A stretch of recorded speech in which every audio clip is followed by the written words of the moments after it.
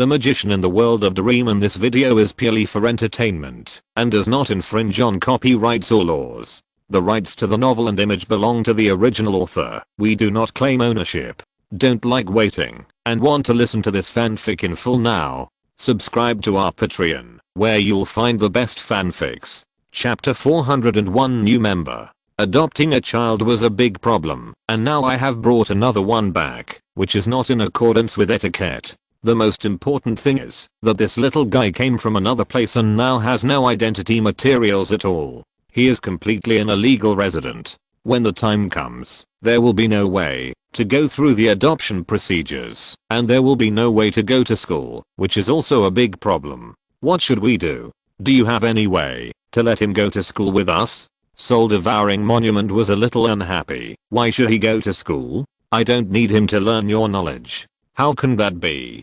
Do you want him to not even know how many 1 + 1 equals? It's too outdated. The old man's spirit appeared in front of Dazhi. Are you doubting my teaching ability? I teach much better than them. And Dazhi was not to be outdone. He slapped the table and stood up. Kingayu must receive formal education. We can't let him be muddle-headed for the rest of his life. The two of them were arguing over the question of where Kingayu should go to school, and I was watching them innocently at the side. He didn't want to go to school at all, so he stepped forward and pulled the corner of Yu and Daz's clothes. Brother, can I not learn these things? As soon as the voice fell, two murderous eyes stared at him at the same time. What did you say just now? We didn't hear it clearly. Say it again. Seeing that the situation was not right, Kingayu said tactfully, I didn't say anything just now. The two of them turned their spearheads on each other and continued to blame each other for how boring and backward their teaching methods were. After a long quarrel, the two of them finally reached a consensus. They would take turns to teach him. Okay, then it's settled. Starting tomorrow, I will teach him Celestial Korean, Japanese and arithmetic. Why should you go first? I'm his ancestor, and it is obvious that I should go first. Humph, don't forget who was chanting in the cave last time, but it was taken as a lullaby by others. The two stared at each other's eyes, as if they wanted to kill each other with their eyes. No one was willing to give in first on this matter. Kingayu, who was standing next to them, once again tried to intervene in the fight between the two. If possible, I would like to. But Kingayu had just started when they rudely interrupted him. Shut up, I didn't ask for your opinion. That's right, when adults are talking, children should not interrupt. Just stay away. Kingayu squatted in a corner and kept drawing circles with his fingers beside him. His resentment was about to materialize. At this moment, D-Mushin finally opened the door and returned home. As soon as he entered the door, he sniffed. What's going on? Why do I feel like there is a smell of gunpowder in the air? Confused, he walked to the second floor and then saw two people arguing and a child drawing circles on the ground. I said I should go first this time. You've already taught him once last time. Why should you go first? I just taught him a few words last time. Can that be called a class? Zyadishin stretched out his hand. Excuse me, what are you doing? With what you have, I don't think it's necessary to teach, and it's not needed here. So what? Shouldn't he know about the history of the demon race? Isn't this what he should know? Well, can I interrupt you for a moment? What are you arguing about? The two turned their heads and looked at him at the same time. Shut up. You two, go somewhere cool. So Chumushin squatted in the corner and drew circles with Kingayu to curse them. After he drew a few circles, he suddenly saw his circle friends. He seemed to have never seen him before. Why was he here? Little friend, who are you? Why are you in my house? Why are they arguing? Kingayu came back to her senses and said, my name is Kingayu. I was entrusted to those two people over there by my father. She pointed at the two people over there and said, they are arguing about who should come to teach me first. Since the effect of the translation konjac has not worn off yet, he can understand whether it is the demon language spoken by Kingayu or the celestial language spoken by Yu and Dazhi. Entrusted to Dazhi, Demishin finally figured out why his previous behavior was a little strange. He must be worried about this matter. When did you come back with him? Why didn't I know?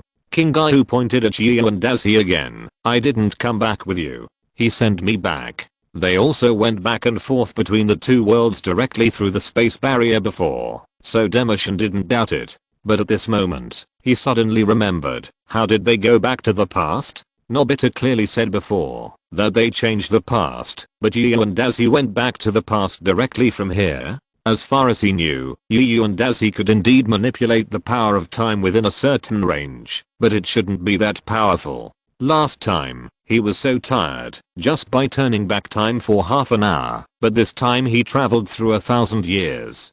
Could it be that time tunnel is fake? No, it did have the effect of traveling through time before. Whether it was the first Treasure Island adventure or the Magic Realm afterwards, it showed that this thing could indeed travel through time. But this time, its performance was indeed inconsistent with its time tunnel attribute. After thinking for a long time, although he had doubts about the attributes of the time tunnel, he had no definite ideas.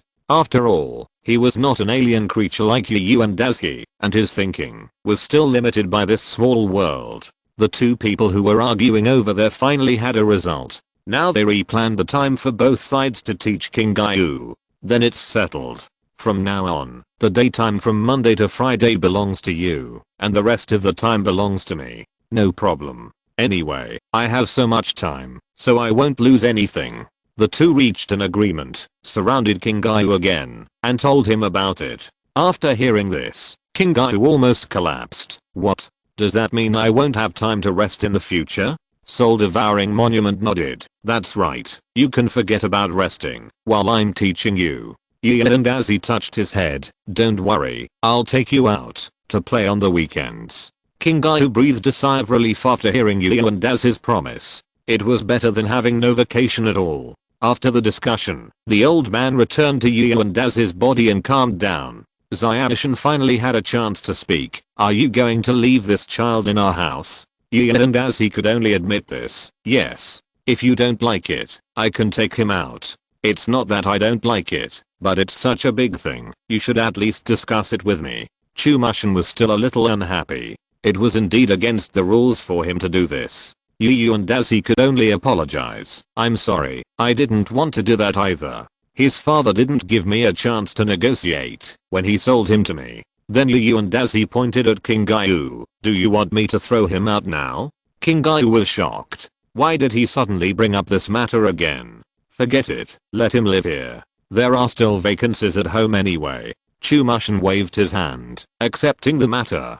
Chapter 402 Security Protocol. By the way, what's the situation with the wound on this kid's face? Why are there so many knife marks? Xiaoshan reached out and touched King Gaiu's face, which had several marks of being scratched by a sharp weapon. What made him most curious was that this wound would not heal, but there was no sign of bleeding. And as he reached out and pulled him over, don't worry about this problem, I'll take him out for dinner first.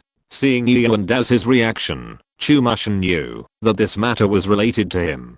But he just thought that these were scars left in the battle, so he didn't ask any more questions. Well, remember to buy some dog food back. I'll rewrite a script here. Chumashan sat back at his desk, took out a pen and paper, and prepared to rewrite Journey to the West. The previous one was torn up by Yu and Dazi, so it was naturally discarded.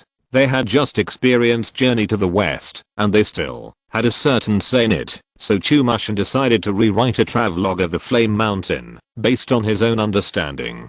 Dazi pulled King Gaiu up beside him and said, you take your time to write. I'll take him out for a walk, and get familiar with the surroundings. Just as they were about to go out, Chumashan suddenly stopped them again. Wait a minute, are you going out like this? Don't forget that King Gaiu still has a wound on his face. He took out a mask from his drawer and asked King Gaiu to wear it so that he wouldn't be discriminated against because of his appearance. No one would be happy if a child who just arrived here was pointed at by others. No need. And as he snapped his fingers and a mask extended from King Gaiu's collar and put it on his face. This is the advantage of the Dark Star Cloak, which can be transformed according to the will of the owner. It is simply a magical tool for changing clothes. You actually lent him the cloak. Xiaoshan was a little surprised to see this situation. The Dark Star Cloak is basically inseparable from Yu and Dazi, and it is rarely lent out, except for special occasions. Yes, because of the wound. He is very weak now. In order to prevent him from being hurt by the outside world, I have no choice but to lend him the cloak. Yeah, and as he pulled King Gayu to the door, then we will go out first. See you later. The two just went downstairs, and Abe, who had been sleeping in the doghouse, ran over and rubbed his calf affectionately with his head. At the same time, Dabe's eyes kept sweeping over King Gayu's body, full of threatening meaning. Yeah, and as he had to squat down and touch its head and said, "Don't be like this. This is our new member." Hearing him say this, Dabe's expression eased and then sat on the ground and whined at Chiyo and Dazuki. He spread his hands helplessly. "I don't know dog language. I can't do anything. If you bark at me like this, I think I understand." At this moment, King Gayu suddenly said, "If I understand correctly, it should be saying that it wants to eat." Yeah, and as he slapped his head, "They have forgotten to add dog food to it since last night." The puppy was hungry all night, but he didn't cry or bark. He was considerate of his owner. So he opened his mental power and looked for the place where dog food was usually placed at home. A box of dog food flew from the house to Yuya and Daz's hand, and he poured all the remaining dog food into its bowl. The dog food is finished again. That's right, the dog in Chumushin's house is a large dog, so it's normal for it to eat fast. He threw the box back into the storage box in the kitchen. These things are to be recycled and reused, so they can't be thrown away directly. The dog looked at the small half bowl of dog food in the bowl and didn't move his mouth directly, but whimpered again and again. "I know, I'll go out and buy it for you, okay? Eat the one in the bowl first, don't choke." King Gayu looked at the dog food in its bowl, and it seemed to be edible, so she leaned over, picked up a piece of dog food, and put it in her mouth. Woof. The dogs present were shocked. You, alone, actually competed with a dog for food. Then they suddenly felt very wronged. They didn't eat all night, and you actually competed with me for food. The dog stared at King Gayu, wanting to remember him forever. Yeah, and as he saw that the situation was not good, and hurriedly pulled up King Gayu, who was still chewing. "Don't eat it, this thing is not for you. You are all different species, okay?" King Gayu chewed and said, "Really? I think it tastes okay. What is this thing called?" Yeah, and Dazuki, who did not want to explain to him, had to yell, "Shut up." Hearing this, he immediately shut his mouth obediently and stopped talking. After walking out of the door, he asked King Gayu, "Okay, what do you want to eat for lunch today?" King Gayu shook his head. "I don't know what to eat. Why don't we go eat some ramen?" For a Kirin who has only eaten ramen, he knows that the only thing he can eat is ramen. Yeah, and as he said helplessly, "Okay, Ichiraku ramen shop. He and I are really predestined." At Nobita's house, they had lunch and returned to the second floor, but suddenly found Doremi coming. Doraemon instinctively felt something was wrong, because Doraemon's expression didn't look like anything good.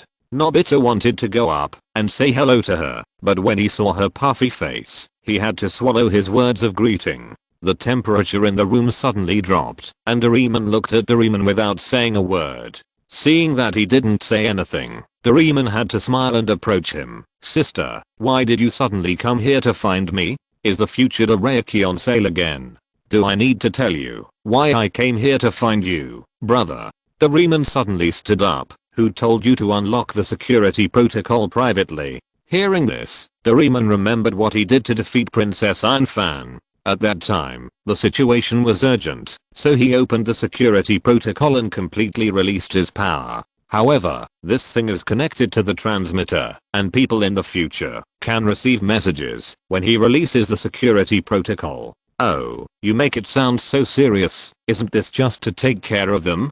Doraemon responded with a fake smile, while slowly moving back. Nobita was also very surprised. "Safety protocol? What is that? What are the consequences of unlocking it without permission?" Doraemon began to dig into her pockets. There was a period of time in the future when the world wanted to show off its mechanical level, so the robots produced had very high horsepower and were very threatening.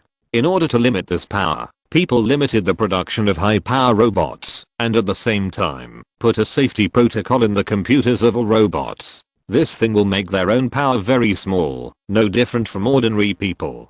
If they encounter danger, the safety protocol can be lifted to let them exert their original power. In order to prevent any accidents to you, Shizuka gave the key to the safety protocol to my brother, just in case. Look at my fishing hand. Don't try to run, brother. Doraemon took out a huge hand and grabbed Doraemon, who was trying to escape, hanging him in the air and letting him struggle. But since my brother has been working for a long time, running at full power may cause the components to age. I have to take him for a checkup. No, Doraemon. Doraemon kept struggling in the air. I just used my original state. I'm fine now. I don't need a checkup. Chapter 403 Enemy. Even if you don't need to check, you must go back to the future with me once. Doraemon's attitude was very tough. He would not give up on what she had determined. This was also the reason why Shizuka was relieved to let her come alone. Doraemon would never let him down on such a matter. Your battery is very old and not enough to support the full power state. There may be leakage problems. If you don't check and replace the parts once, what if something goes wrong? Then Doraemon walked to the drawer. Brother, I will take it away first. Wait a minute, there is one last thing. Doraemon broke free from the fishing gloves. Nobita, this call button is for you. Press it if you encounter any problems. Putting a button type machine in Nobita's hand, the blue fat man still looked at him reluctantly. Check, charge, and update the props. By the way, I may have to go back for a day or two. Take care of yourself. Doraemon was reluctantly taken away by Doraemon. Nobita still didn't know what happened and why Doraemon resisted going to the hospital. He put the button into his bag and said, forget it. It should be important to Doraemon anyway. He finally has a chance to rest. Let him take good care of his body. After making up his mind, Nobita walked out the door and prepared to go play with Fat Tiger and the others. Gian and Azzy and Kingai walked on the street, watching the cars coming and going. Kingai kept asking questions to Yu and Azzy next to him. What is this? It can run, it has 4 wheels, and it's blue. Yu and Azzy looked at the thing he was talking about helplessly and said weakly, that thing is still a car. Why are all these things? I said cars. Obviously the colors are different and the shapes are not the same. Then you see that our look so different from Dekisugi. Aren't we also human beings? Hearing this, Kingai lowered his head and thought, brother, you are really amazing. What you said makes sense. Yu and Azzy lowered his head deeply. Oh my god, I won't have to take care of him like this for the whole afternoon, will I? The next 10 minutes of the journey, for Yu and Azzy, was like a passage to hell. It was extremely long. After finally bringing Kingai to a Chiraku ramen restaurant, a bowl of boiling ramen was thrown on his head. As soon as the door opened, the soup flowed down his face. At this time, he had no desire to live and ignored this little injury. Naruto and Sasuke, who were fighting inside, quickly changed their faces and said, welcome. Yu and Azzy sat on the chair with a newly permed ramen hair, a bowl of signature ramen. Remember to add more soup. Naruto immediately agreed inside and went to knead the dough. Sasuke approached Yu and Azzy mysteriously. My guest, how about I discuss something with you? Yu and Azzy yawned. What is it? Why are you so mysterious? It's like this, if you don't tell the boss about what happened just now, we will give you a free meal. How about it? It was almost 2 o'clock at this time, which was the low point of dining. There were only 2 customers. So if he didn't say it, the boss naturally wouldn't know. Yu and Azzy nodded. Okay, find me a towel first, let me wipe my face. Sasuke handed him the towel on his shoulder and asked Yu and Azzy to wipe it himself. How come these 2 guys are still a pair of happy enemies here? It's so annoying. After wiping himself clean, Yu and Azzy handed the towel back to Sasuke and waited for the meal. While waiting for the meal, Yu and Azzy touched his messy hair. He felt a little uncomfortable after being drenched just now. After washing it with a spell, he still felt something hard on it, which was very uncomfortable. After reaching his hand into his hair, Yu and Azzy touched something like a stone with a round circle. What is this? He grabbed it out and put it in his hand. It turned out to be a diamond ring that looked expensive. Why is this thing in my hair? It's really weird. He put the thing in his pocket and continued to wait for the 2 people to serve. It was just a small diamond. There were dozens of much larger diamonds in his cloak, so he didn't take it seriously at all. The 2 people over there were playing and put a bowl of hot ramen in front of Yu and Azzy. He pushed the noodles to Kingayu, asking him to have a good taste of this Ichiraku ramen. While eating, the hand-beating uncle suddenly came out. "Have you seen my diamond ring?" The two people who were playing stopped their actions. "No, we didn't see that thing." They were telling the truth, because they were playing all the time, so they didn't see it at all. Yu and as he immediately remembered the ring, and was about to take it out. "Uncle hand-beating, the ring you just mentioned, isn't it this thing?" He took the diamond ring out of his pocket, and put it on the counter next to him. The hand-beating uncle immediately ran over. "Yes, it's this. But why is it here with you?" Yu and as he pointed to the two people over there, "They just put a bowl of noodles on my head, and then I found this thing in my hair." The uncle's squinting eyes looked at Sasuke and Naruto, who were about to escape over there. Judging from their current behavior, what the little customer said should be true. "Haha, Uncle Handao, we suddenly remembered that we had something to do at home, so we are leaving first." After the two exchanged glances, they immediately prepared to flee the crime scene and come back when he calmed down. But Uncle Handao was not a pushover either.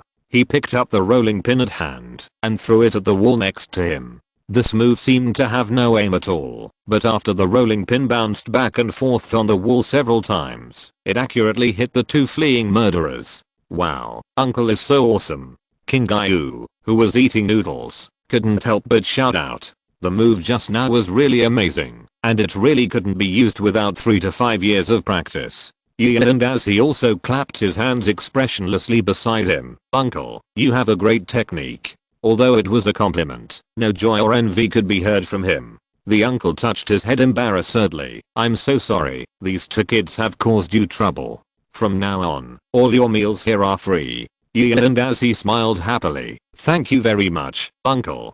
Kingayu next to him looked at him with confusion. "Brother, what does free mean? Usually, you have to pay. When you eat in a restaurant, free means you don't have to pay." "Brother, what is money? My father never told me." And as he looked hopeless, "You eat well first. I'm too lazy to explain to you." Kingayu nodded and continued to bury her head in eating. As he closed his eyes, feeling really sad. Chapter 404, The Growing Child. Although Kingayu is a very obedient child, he doesn't understand anything and can only teach him little by little. He felt that this process was more tiring than tutoring Nobita because all the questions he asked were common sense questions. Things that you are used to all the time suddenly ask you to explain. You may not be able to explain clearly for a while, and this kind of questions is the most likely to make people lose patience. The hand-beating uncle returned to the backstage and continued to deal with the two naughty ghosts so that they could improve their memory. After dinner, Yu and Azzy took Kingayu to continue wandering on the street and told him some common sense. After all, if you want to live in this world, you can't live without knowing some things, so you have to let him remember these common things well. On the way home, they met Nobita, who was being chased by a dog. "Help. Yu and classmate, please save me quickly." Nobita seemed to have seen the dawn and immediately hid behind Yu and Daisuke. He stepped forward and pressed one hand on the dog's head, pressing it and its anger down together. Animals are always much more sensitive to danger than humans. It instinctively sensed danger and closed its mouth. Yu and Daisuke pushed it away. "Go play somewhere else. Don't keep chasing after Nobita. Go ahead." The grey dog immediately turned and left in front of him. Instinct told it to escape from the source of danger as soon as possible. Nobita touched his chest, which was rising and falling. What happened just now was too thrilling. "Thank you so much, classmate Gian. I was almost caught up by that dog just now." Although being chased by a dog is commonplace for him, it is still a process that he can't get used to. And as he patted the dog hair off his hands and responded, "You're welcome. By the way, what do you want to do next?"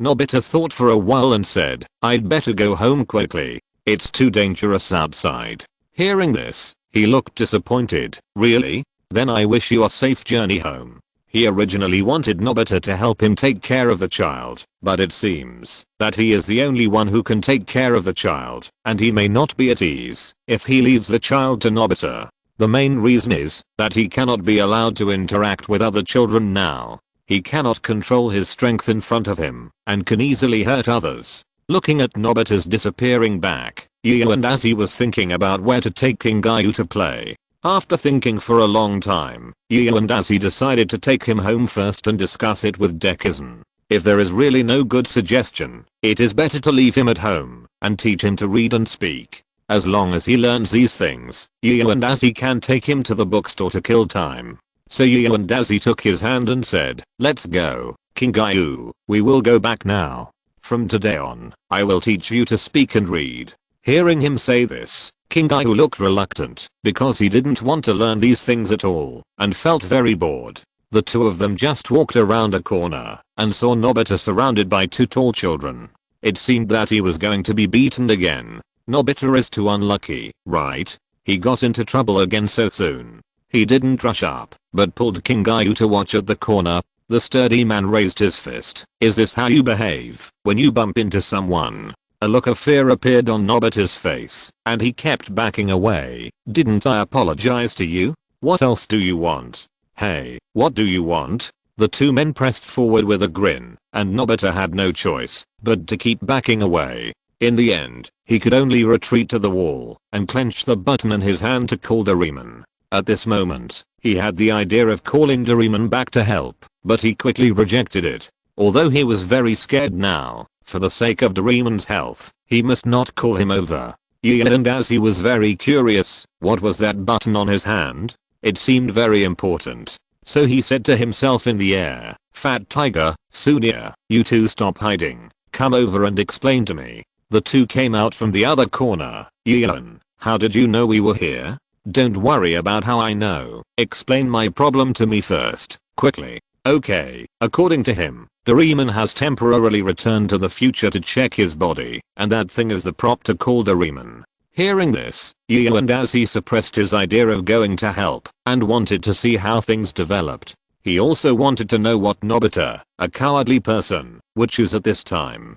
Usually he has received so much care from Doraemon. Let's see if he will choose to continue to be weak or be a man at this time. "We have decided to beat you up now, so do you have anything to say now?" The two men pushed him into the corner, constantly moving their knuckles, making a crackling sound, which looked very deterrent. Nobita struggled for a while and suddenly said, "Wait a minute, let me do one last thing." Then he took out the button in his hand, and the people behind him were disappointed. It seems that Nobita can't bear the pressure and wants to call Doraemon back, although this is also the best choice at the moment. Unexpectedly, Nobita in front suddenly threw the button on the ground and then crushed it with his feet. After doing all this, he sat on the ground with a look of relief. "Okay, now you can fight if you want." Is this really Nobita? Fat Tiger and Sunia were moved by Nobita's actions. They didn't expect Nobita to take Doraemon so seriously. So Fat Tiger wiped his tears and suddenly jumped out and shouted, "Wait a minute, you two bullies. What's the point of bullying such a weak person like him?" Sunia also walked out. "That's right, he is under our protection. Come to us, if you have the guts." And as he looked at the figure in front of him, and suddenly a very strange feeling surged in his heart. Unconsciously, Fat Tiger also learned to protect others, instead of being a bear child who only knew how to steal things. And Sunia, who had been hiding behind his teammates, has dared to stand up for his friends, and is no longer so cowardly. And as he couldn't help but smile. It seems that after more than half a year of adventure, they have all grown up a lot. He muttered to himself, and then he looked at the two groups of people who were ready to fight. In order to protect Nobita, Fat Tiger and Sunia rushed up and pounced on the two adults. But the difference in strength between the two sides was too big, and soon, the two of them were picked up and thrown aside. Damn, these guys are really cruel. The tall and thin man touched his face, and there was a row of teeth marks on it. This was left on Sunia's face when he was beaten just now. The slightly stronger child had a few more bruises on his face, which were caused by Fat Tiger's beating. That's right, I didn't expect these guys to be so difficult. Let's just teach them a lesson together. Just as they were about to start, two small hands reached out and grabbed their hands. They turned around and found a little boy wearing a mask, looking at the two people angrily. "You are already two adults, yet you still want to bully children. Don't you feel ashamed?" Although he was very powerful, Kingayu habitually used the language of the demon tribe, so no one understood except Yu and Daisuke. but this did not prevent Kingayu from continuing to deal with them. He picked up the two adults and threw them against the wall, leaving two human-shaped grooves on it. It did look miserable, but under the protection of some mysterious power, they just fainted and did not suffer fatal injuries. Gian and Azzy then walked to the front and stretched out his hand in front of Fat Tiger and Sunia. "You did a good job. It seems that my impression of you has changed a little." They looked at each other, smiled, and put their hands on Yu and Az's hands. "Thank you this time, my close friend. If you're listening to this novel on a channel other than Fanfic World, it means they downloaded and uploaded it without effort. We cordially invite you to visit our channel, Mundo Fanfic Novelos. There you'll find the original version of this story and you can explore many other novels of various genres. We're waiting for you to immerse yourself in a world of incredible novels." Chapter 405 Performance Changes. Fat Tiger stood up and patted the dust off himself, then looked at Kingayu in front of them. "Yuan classmate, who is this? He looks very powerful. Is he your relative?" Yuan and Azzy nodded and continued with their words. "Yes, this is my cousin's cousin." He knew whether the original body had a few relatives, but they hardly interacted with them, so there was no need to worry about being exposed. "Your family is really a monster. How come you are so strong? I'm so envious." Fat Tiger still couldn't accept it for a while. Is this the legendary genetics? Their ancestors have all been unparalleled strongmen? What an enviable family. After sending Nobita and the others home, Yu and Azzy also went home with Kingayu. What awaited him next was endless exercises and a strict tutor. After Izuki modified the script, he continued to learn knowledge and study space jump navigation devices. The core parts still could not be manufactured.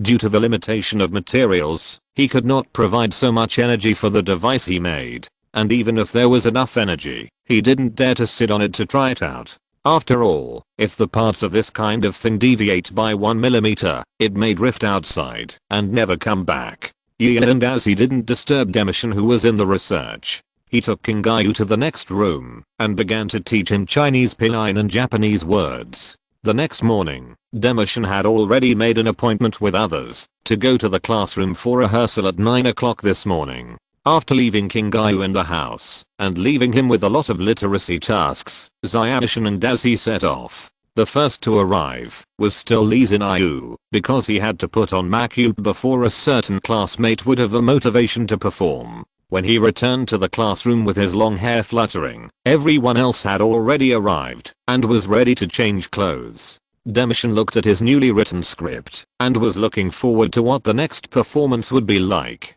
But just when everyone changed their clothes and prepared to rehearse, a person that no one expected suddenly appeared in the classroom. "Everyone, please stop the performance for a moment. I have something very unfortunate to tell you." The teacher walked into the classroom with his hands behind his back and a sad face, which made everyone present have a very ominous premonition. "What's going on? Is there something wrong with this performance?" Yu and Azzy frowned.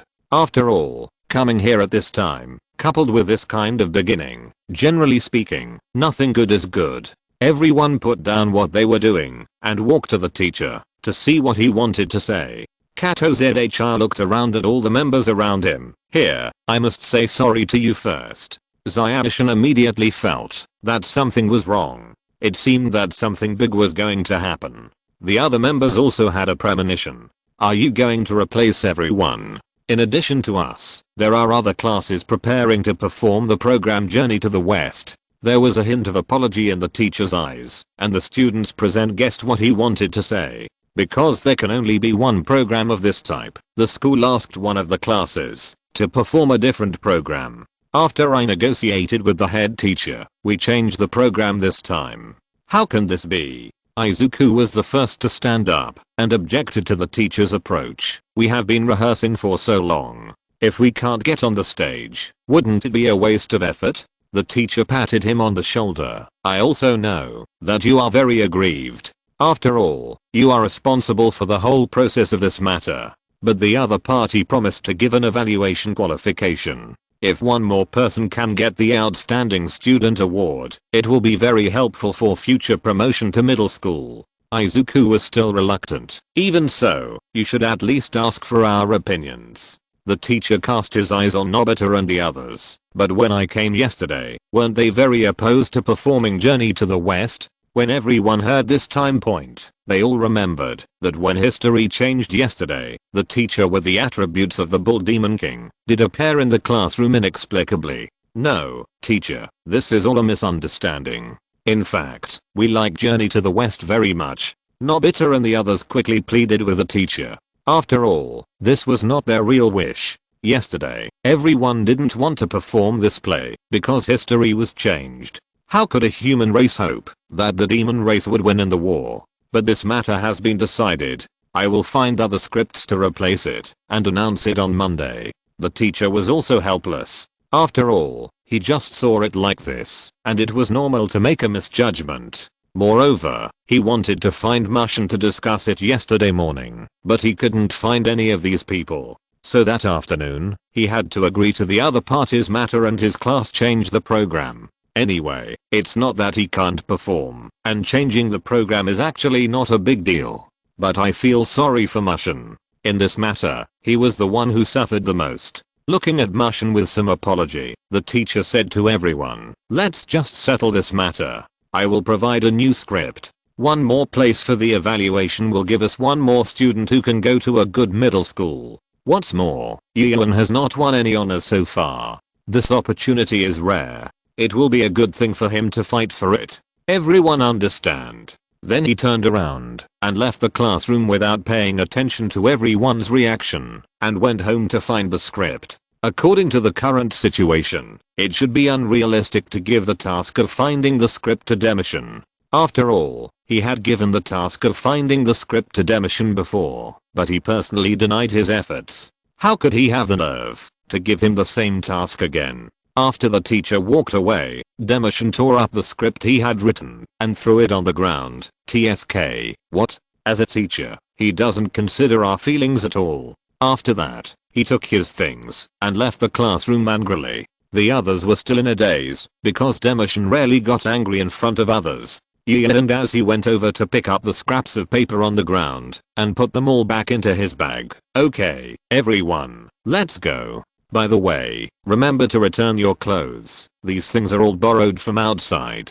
Also, whoever wants to go for the award can go. I don't care. We know. Everyone agreed and then left the classroom. After sending the others away, and as he looked at the scattered tables and chairs and sighed helplessly. He knew how much Izuki was looking forward to this performance, and what the teacher did this time was indeed inappropriate. The most important thing was that he did not discuss it with the parties involved and made the decision on his own. As he thought about it, he raised his hand and used the levitation technique to put all the tables and chairs in the classroom back to their original positions. After checking that there were no omissions and mistakes, he closed the doors and windows and left the classroom. But this is also a half good thing. At least I don't have to pull the Dark Star Cloak off Kingayu. Given Kingayu's physical condition, the Dark Star Cloak must be used to protect him now. If he really continues to rehearse Journey to the West, he really doesn't know whether he should take the cloak back.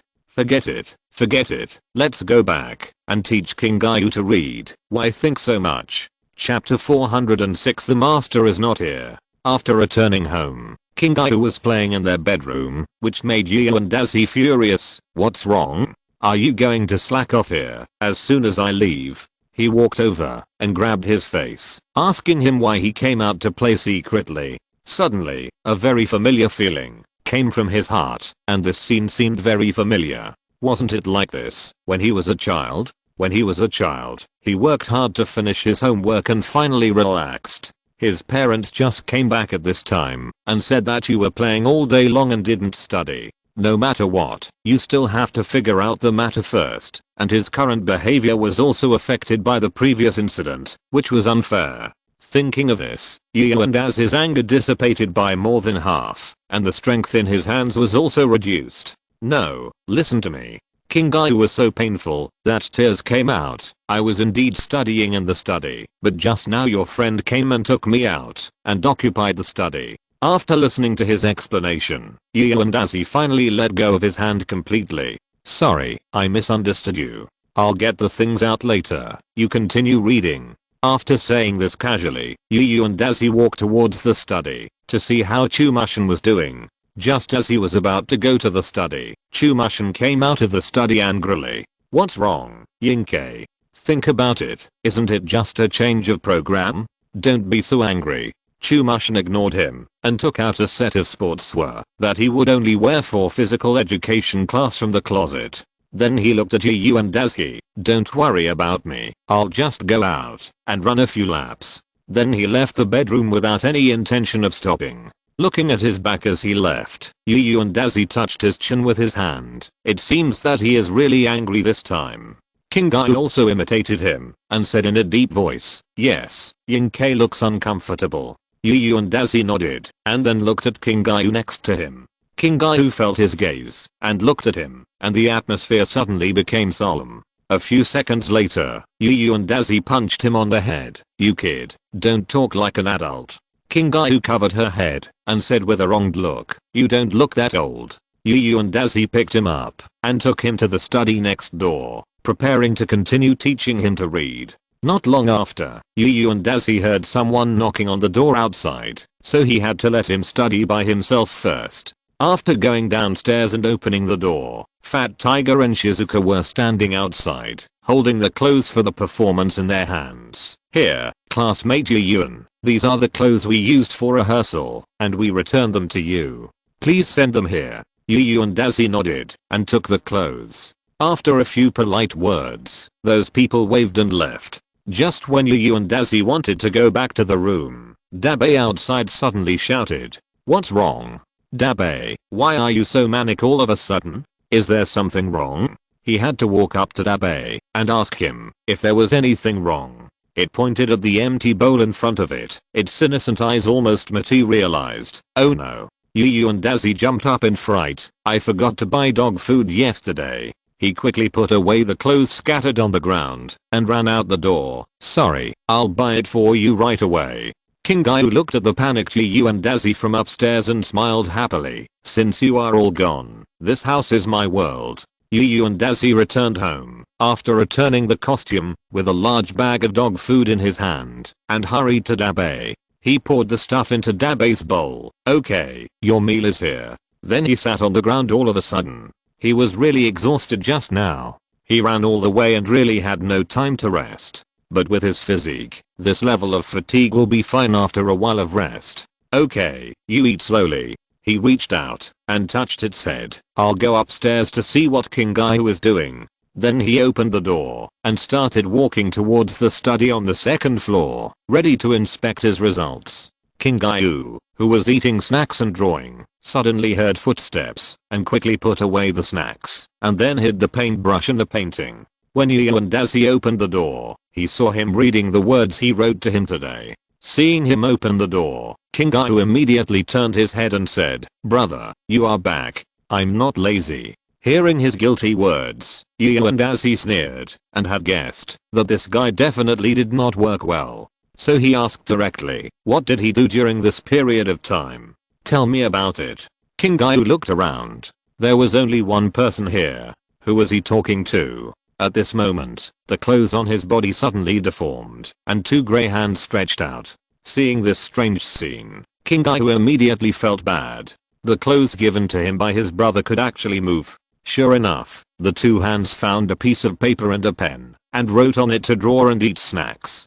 Picking up the note and reading the words on it, he smiled helplessly. It seems that it is a common trait for most little boys to turn into huskies after adults go out. Then he stretched out his hand to Kingai. "What did you draw? Don't hide it. Take it out." The child reluctantly took out the painting he had hidden and placed it in front of Yu and Daisuke. He picked up the drawing paper and looked at it. The child drew three people. One was an old man floating in the air, looking a little serious. The other one had a cold face and looked at the last child unhappily, holding a piece of paper with unknown content in his hand. Although the painting was a bit rough, Yu and Daisuke could still tell that it was the old man, him and Kingai. He chuckled. The child's painting was not bad, much better than his painting at this age. He returned the paper to him. "Don't draw at this time in the future, and don't do it again." Then he continued to pick up his paper full of words and began to teach him to read the words on it.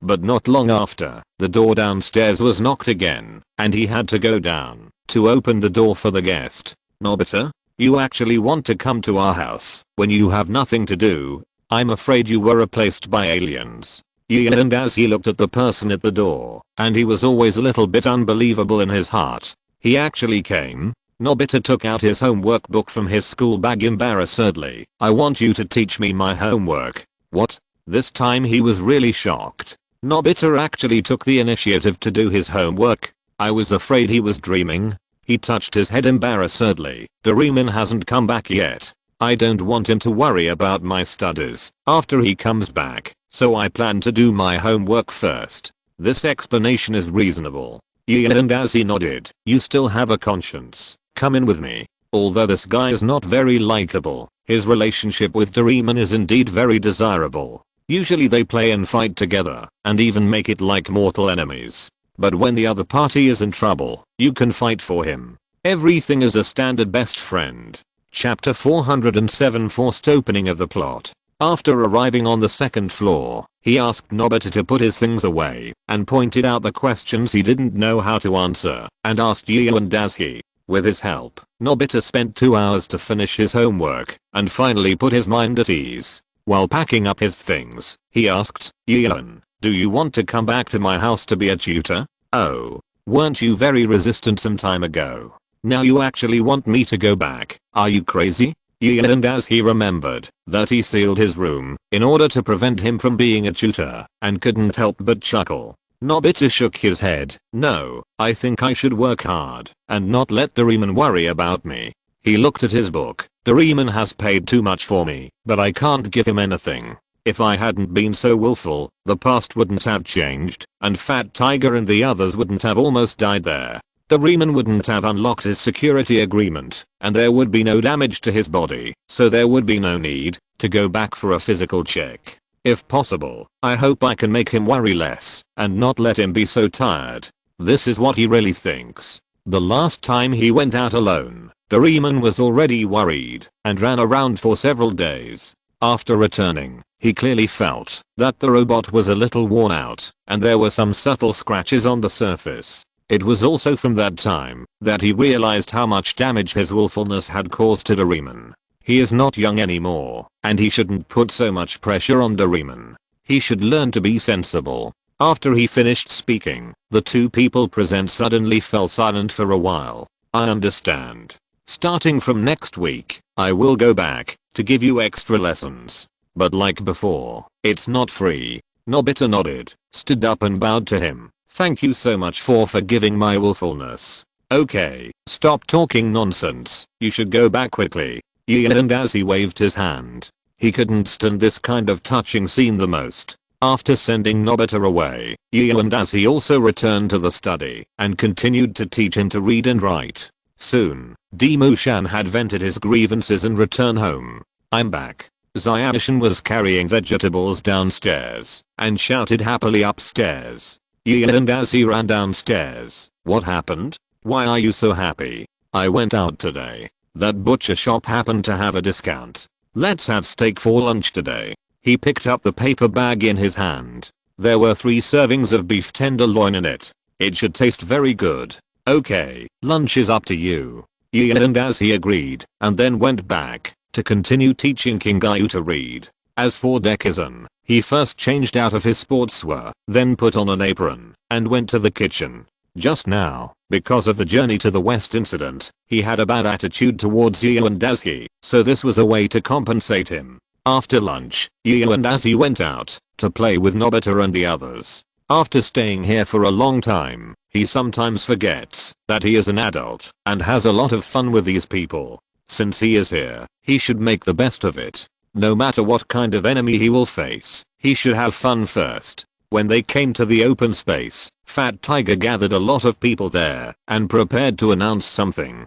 "Hey, classmate Gian, you are here too? Why don't you come and take a look together?" And as he nodded and walked over, wanting to see what this guy was up to, Fat Tiger cleared his throat and said, "I decided to hold a concert here today." As soon as he finished speaking, a murderous aura emanated from Yu and Daisuke, targeting Fat Tiger above. No, no, no, don't be so anxious. Fat Tiger sensed the killing intent and quickly stepped back. Isn't Journey to the West eliminated? I made a song to commemorate Journey to the West. As soon as he finished speaking, a lightning bolt struck Fat Tiger's side, scaring him half to death. I'm so sorry, it seems that God won't let you hold a concert, so you'd better give up. Yu and as he looked at Fat Tiger above and said this so-called fact slowly. The people below nodded quickly. That's right, Fat Tiger, you'd better give up. It's not suitable now. Unexpectedly, Fat Tiger suddenly stood up. Even if God wants to stop me, I will never give up.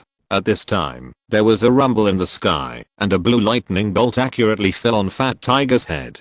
Soon after, a smell of barbecue came from the air, and the dark Fat Tiger blinked his eyes and spit out a black mist from his mouth. Sorry, it seems that today's concert has to be cancelled. After saying that, Fat Tiger fell backwards. Everyone present cheered. Yeah. That's great, Fat Tiger finally doesn't have to hold a concert. Yu and Dazzy turned around and left here, not being affected by the happy atmosphere. Really, Doraemon is gone, and you still want to start a plot casually? He yawned on the street, very unhappy with Fat Tiger's behavior. Listening to the soul attack attached to this guy's singing is simply more uncomfortable than death. But then again, I suddenly feel a little curious. What exactly is this guy's so-called new song? Yu and Dazzy touched his chin and kept thinking about this question. Then he shook his head and quickly threw away this dangerous idea. After all, this matter is too terrifying. How bored does a person have to be to look forward to Fat Tiger's new song? After the Fat Tiger incident was resolved by Yu and Dazzy, there was no more waves this afternoon. The next morning, Yu and Dazzy went out to practice physical skills and cultivate magic as usual. After they all went to school, King Guy was left in the house to look after the house by himself. At this moment, the figure of an old man gradually solidified. He was the spirit of the soul-devouring monument. Okay, little Killin, let's learn the demon language and history with me today. He smiled and condensed a blackboard with words on it, took out a thin and long pointer, and began to teach him to read. If the child dared to be distracted, or couldn't answer the question, he would hit his palm. Although this educational method is not pleasing, it must be said that the teaching speed is indeed much faster than Yu and Dazzy's progress. After Yu and Dazzy and the others went to school, they began to wait for the teacher to come up with a script. After all, this was the teacher's personal promise, and it was impossible for Chumushin to find the script by himself at this time. Not to mention, whether there was enough time, it was not the teacher's thing to break his promise. This time, Nobita was not late. Now he rarely makes such low-level mistakes. Seeing him enter the door, everyone present was still doing their own things calmly as usual. When the bell rang, the teacher finally walked into the classroom carrying a pile of books. Chapter 408 The Strongest Face. Walking to the podium, the teacher handed the books to Tsuneo Shiyumi, who was sitting in the first row, and asked her to distribute them to each student. This story is called Princess of White Island Castle. It is a widely circulated folk story and is very suitable for our performance. After Tsuneo Shiyumi distributed the storybooks to everyone, she returned to her seat. Yu and Dazzy picked up the book and took a look. It was just a very old-fashioned story. The general idea of the story was that a princess who had just grown up ran away from home in anger, but was accidentally abducted by a bad guy and sent to the mountains. Then by chance, a handsome prince passed by here and sent her back to her country. In the end, the prince and the princess lived happily together. There are countless folk stories like this, and the routines of the stories are already outdated. He put the book on the table casually. He had completely lost interest in this show. Not far away, Dekishan also put away the book in boredom. This kind of story really couldn't attract his attention. In contrast, most of the students who participated in the previous performance hoped that the story of Journey to the West would be on the big stage of the welcome party. But the teachers couldn't change what they had agreed on, so they had to accept it. But now the most important thing is to get a good position for yourself. After all, you have to act, and it would be good if you can play the leading role. But there is a traitor among them, that guy Nobita. He played an insignificant role before, and now it's time to change his fate. Nobita, if possible, I want to live with you in the kingdom for the rest of my life. Shizuka, wearing a gorgeous robe, stood beside Nobita and looked at him affectionately. Nobita touched his head uneasily. Of course, I'm willing to grow old with you in the castle. Just as Nobita was immersed in his own fantasy world, the teacher on the podium spoke again. In order to compensate for the hard work of classmate Izuki, I decided to let Izuki play the role of the prince. He wrote the prince on the blackboard, and then wrote Izuki's name below. There are many roles that need to be played by everyone, so please fight for the role you want. Then, the teacher wrote the king, princess, man in black and other roles on the blackboard. Then he pointed at the princess with chalk. So who is willing to take this role? Shizuka was the first to raise her hand and express her intention. In her heart, she has always had a princess dream and wanted to be a princess on the stage. Although she had previous experience, this role is indeed more in line with her psychological expectations than Tang Sanzang. Last time she was finally selected, but she still failed to realize this little wish. Now she naturally has to work hard. When the other girls saw Shizuka raising her hand, they slowly put down their hands that were about to be raised and gave this opportunity to Shizuka. Seeing that there was no one else competing, the teacher wrote Minamoto Shizuka's name on the blackboard. Okay, now the position of the princess has been decided. There are other roles that need to be performed by everyone. Let's nominate them one by one. The teacher looked around the people below while speaking, preparing to ask them to compete for other roles. But at this moment, he suddenly saw Nobita, who was blushing and giggling in his seat. At this time, Nobita was still daydreaming there. Now that he was about to kiss Princess Shizuka, he was so happy. The teacher just looked at Nobita, and his eyes stayed on Nobita for a long time. When the others saw that the teacher had fallen silent, they quickly lowered their heads and began to look for the reason for the teacher's silence, and then they also saw Nobita grinning foolishly. Most of the people in the class just looked at him, and Nobita didn't notice it at all, and continued to sit in his seat and tell the story of the toad eating the swan. Time passed unknowingly, and Nobita had been watched by the whole class for nearly a minute. The scene was quiet for a long time, and even the air in the classroom was almost suffocating. Only Nobita was still grinning foolishly. Finally, the girl next to him couldn't stand it anymore, and poked Nobita's arm with her hand. Nobita came back to his senses, and looked at the girl next to him with a smile on his face. What's the matter? The girl's heart suddenly had 10,000 alpacas running through it. She suppressed her shame and carefully pointed to the podium, and the teacher's eyes were still there. Teacher? Why is he looking here? Did he see what I did just now? When Nobita thought about the daydream he was having just now, he was nervous for a moment, but then he felt relieved. I was just having a daydream. Even if others saw it, they wouldn't know it. So he pretended to be calm and waited for the teacher to continue assigning roles. Everyone else was shocked by Nobita's shamelessness.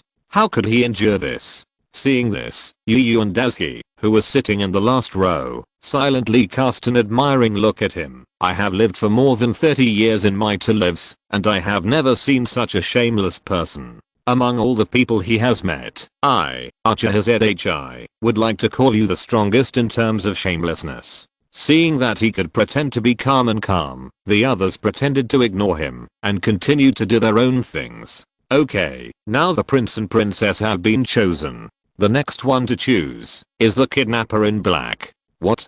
Has the prince been chosen by someone else? Who is so lucky? Nobita quickly looked at the words on the blackboard. He wanted to cut the person who took away his happiness into pieces. When Nobita saw the name clearly, he was so angry that his teeth began to ache. It's him again. Dekisugi say. Just when Nobita was sulking, he suddenly picked up the storybook on the table and started flipping through it. Since the prince has been taken away, now I have to find a man who plays the most with the princess. Not long after, he locked on another role. It's him, the princess's father, the king. When the teacher on the stage talked about the kidnapper in black, the people below were terribly quiet. They had no interest in this villain at all. Although Shizuka had the idea of coming up, he didn't reach the point of raising his hand. At this moment, he was looking out the window with a sad face. It would be nice if the princess was a long-haired beauty. Yes, Shizuka did not match his aesthetics. He still liked girls with long flowing hair.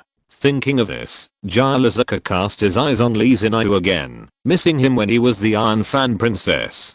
Although he knew it was impossible to be together, at least he looked pleasing to the eye. Lee Jin-Ayu, who was distracted in his seat, suddenly shuddered, always feeling that there was a great malice lingering around him. Yu and as he looked at the characters above boredly, and really couldn't muster up any interest. The same was true for Tsuneo Shiyuma. After all, he was just a puppet, although he had a little self-awareness. But when the master did not give orders, he would never do anything out of the ordinary. Seeing that no one played this role, the teacher had to turn his attention to Yu and Azuki. After all, the scene of him punching and kicking those bullies in front of the teachers last time was still imprinted in the teacher's mind. Chapter 409 The Golden Throne. After that incident, the teacher felt that it was very appropriate for such a person who was born with a familiarity with the opposite side to play this role. Student Yu-Yun, may I ask, are you interested in playing the role of the kidnapper in black? Yu and Azuki, who was still distracted, did not expect the teacher to ask him to play the role. After hesitating for a while, he nodded and agreed. Since people have come to him for help, it would not be appropriate to refuse his boss in front of everyone. The teacher nodded and wrote Yu and as his name under the man in black. Then he pointed to a character next to him. Next is the character of the king.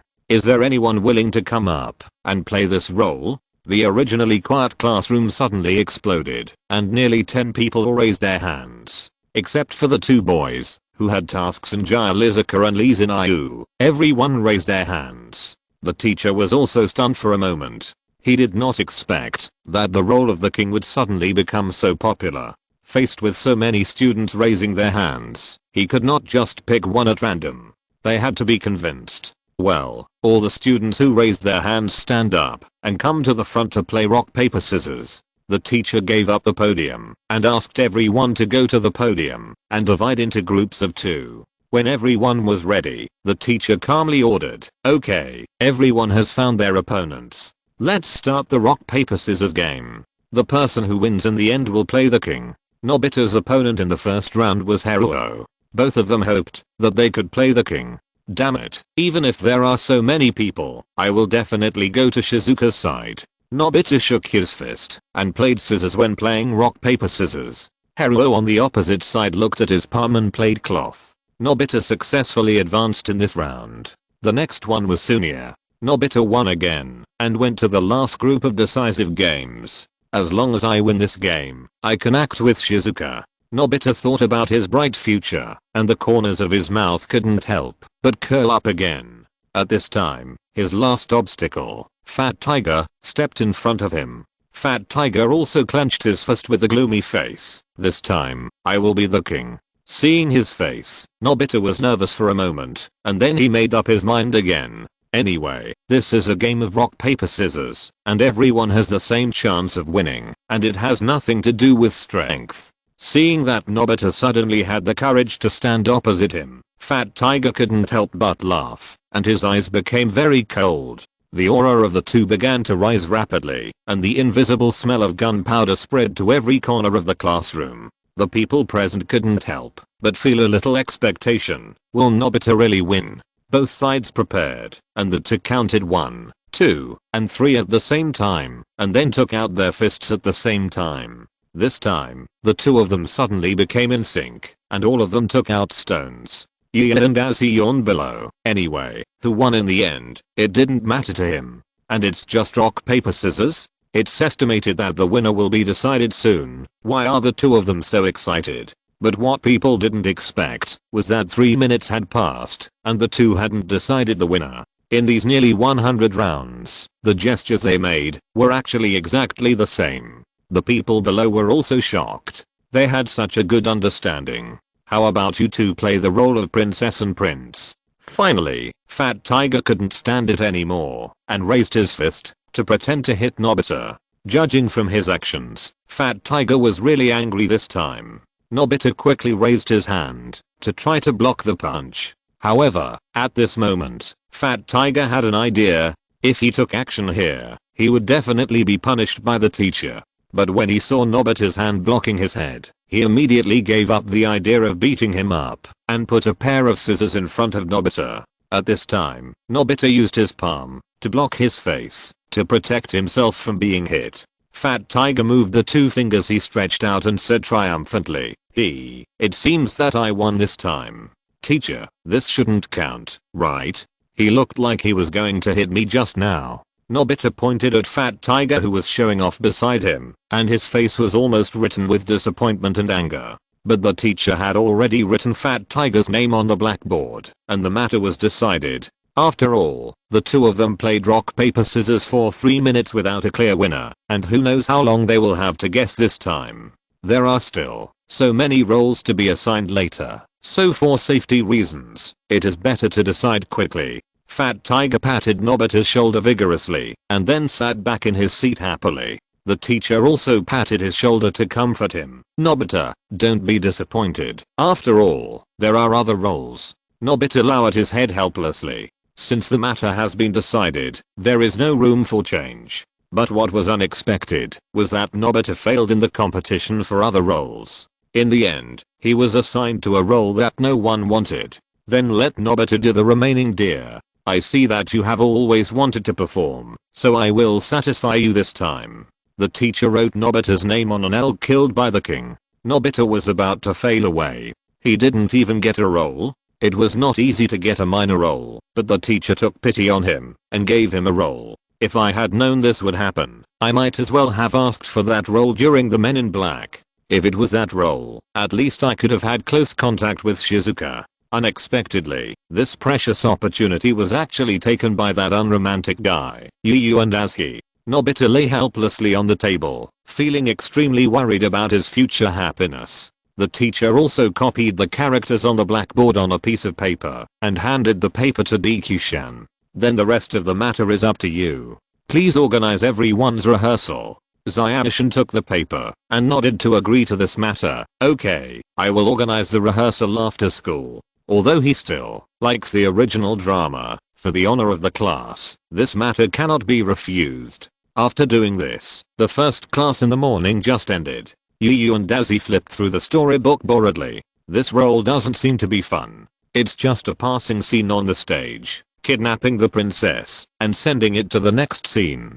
The whole process was wrapped in a black mask, and even the face would not be exposed in front of the audience. Nobita was looking at Fat Tiger next to him with hatred. He was so angry that he wanted to kill him. If I have a chance later, I will definitely take back the role of the king. That belongs to me. Shizuka walked to the podium and announced loudly, after everyone goes back to put their things away this afternoon, gather for rehearsal. All the people who played the roles agreed and went to do their own things. After school in the afternoon, Shizuka and Yu and Daisy went back to put their things away and came to the classroom to wait for them. When Nobita returned home, he saw a golden throne in his room. Hey, is this thing Doraemon's? It seems that he has come back. Nobita walked over to put down his things, and then he couldn't take his eyes off the throne because it was too eye-catching. Chapter 410 The King's Privilege. Since this throne is placed here, it must be for people to sit on, right? Nobita laughed and finally sat on the throne. Ah, it's so comfortable. Is this the treatment of a king? It's so comfortable. After sitting on the throne, Nobita was instantly fascinated by it and refused to get off. At this time, every time the door of Nobita's room was pushed open, it was Doraemon who just missed Nobita's abuse of props. Seeing Nobita sitting on the throne, Doraemon was instantly shocked. Nobita, how can you sit on this thing without my permission? Nobita sat on the seat, closed his eyes and said, it's just sitting here for a while. What's the matter? What do you know? Doraemon was angered by Nobita's careless attitude. This thing is a universal throne. As long as you sit on it, others will never be able to disobey the throne's orders. It is a very dangerous prop. As soon as the voice fell, the blue fat man covered his mouth. He realized that he had accidentally said the wrong thing just now. But Nobita had heard it, and he opened his eyes, which had been closed, with a playful smile on his face. So, as long as I say something, you can't disobey it, right? Doraemon nodded. Yes, as long as you are still sitting on this throne, you can't disobey it. Great.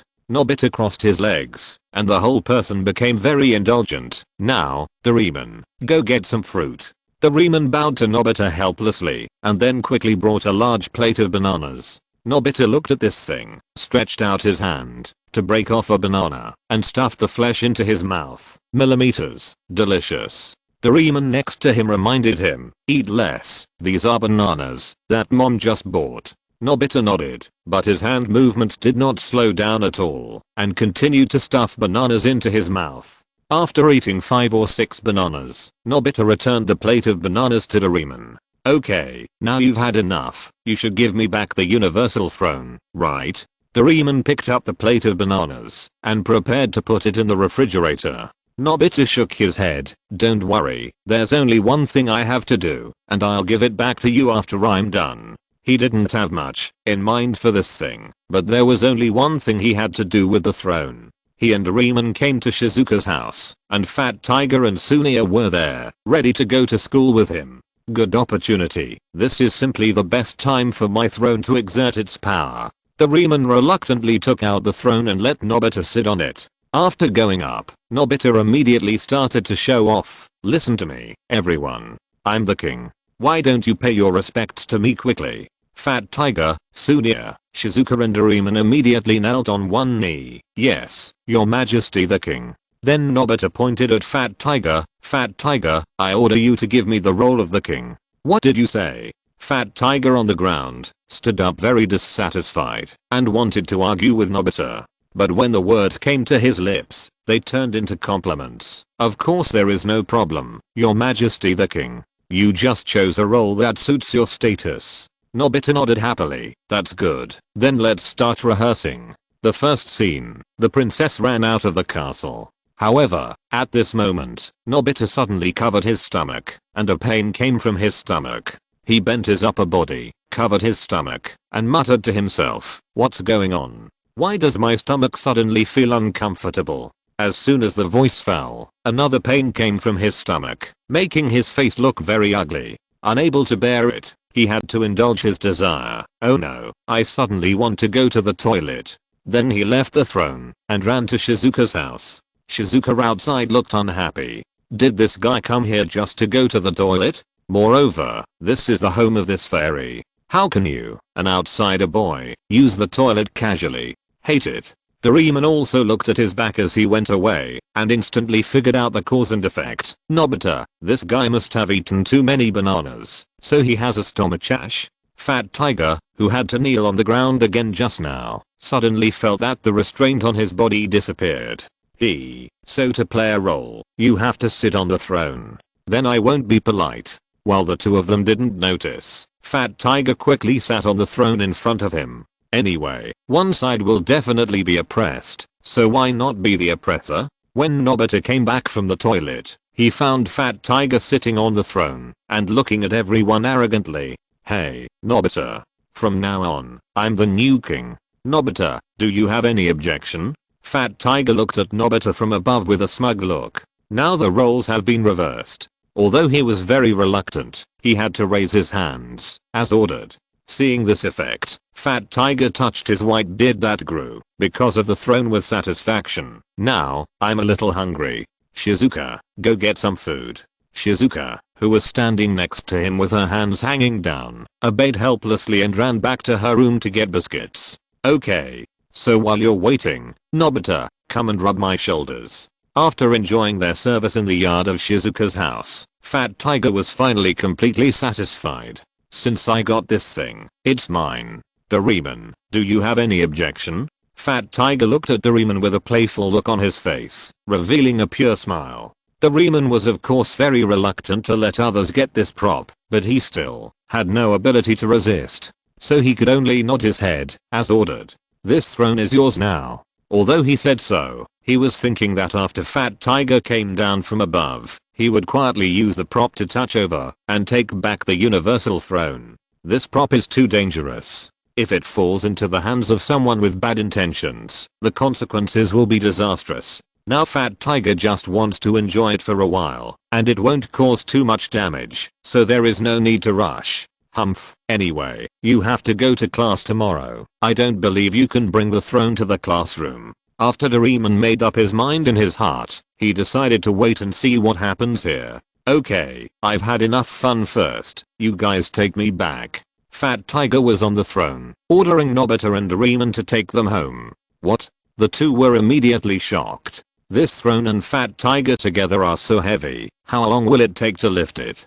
But the king's order cannot be violated, which means they have no choice but to lift it. The two worked hard to carry the throne on their shoulders and slowly set off on the road to Fat Tiger's home. Normally, it only takes 20 minutes to walk this way. But now, carrying this huge throne, it takes at least an hour. Fat Tiger fanned himself on it, enjoying the awe-inspiring gazes of the people around him. This was the privilege of a king. At this time, Yu and Dazi in the classroom paced back and forth impatiently, waiting for them.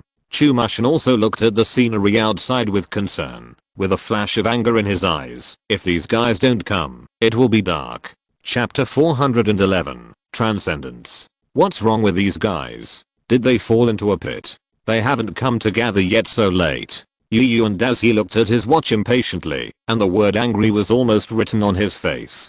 Izuki-chan beside him also nodded. Yeah, they wouldn't have forgotten about this, right? He pulled down his sleeves to cover his watch. Now his mood has changed from anger to worry. Why don't we look for them? They haven't come for so long. What if something really happened? The two of them briefly discussed it and joined forces to use their mental power to detect the town. Now their detection range radius is more than 1 kilometer, which is already a large area. At least there is no problem in detecting Nobita's house. The two of them detected one side each and collected all the scenes near the school. Soon, they used their mental power to see the people surrounding the throne. At this time, Nobita and Doraemon were walking laboriously below, and the things on their shoulders made them breathless. And Shizuka was holding a banana leaf from somewhere and fanning Fat Tiger on the throne. Yu and as his eyes twitched. Fat Tiger, does he really think he is a king?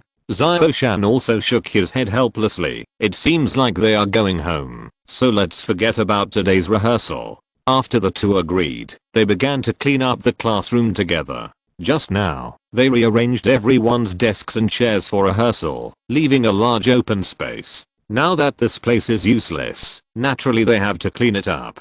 After they restored the classroom, they picked up the script and set off on the way home. I'm going to buy vegetables. You go back to seeking Guyu's situation first, and add some food to Dabe. Zio-chan handed the storybook to Yu and Dazi, and the two went their separate ways at a crossroads. When they arrived at the door of their home, Yu and Dazi opened the door, and saw King Gyu looking at him innocently at the door. What's wrong?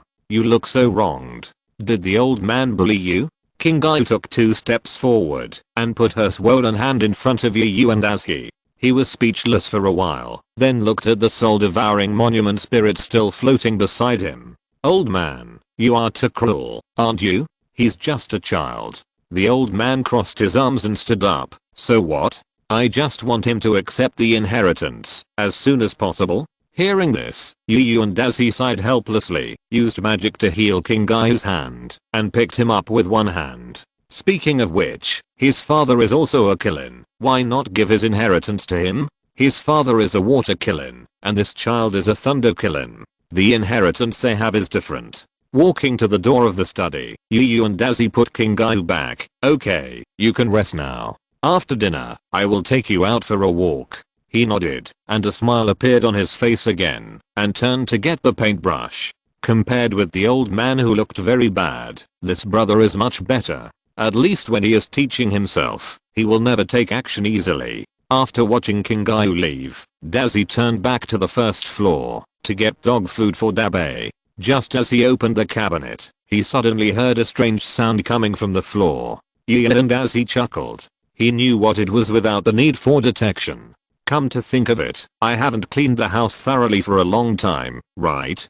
Taking the dog food out of the cabinet, Yu and Dazi decided to find time to clean the house. Even if the house is kept clean, some foreign species will invade from time to time. It is better for harmful creatures such as rats and cockroaches to completely disappear from this house. Putting the dog food in Dabe's bowl, Yu and Dazi returned to the second floor to watch King Gyu paint. Yu and Dazi also found that this child is indeed very talented in painting. If possible, he can find a way to find someone to teach him some painting skills. After Chumashin came back, the two made dinner together and entered their own practice time.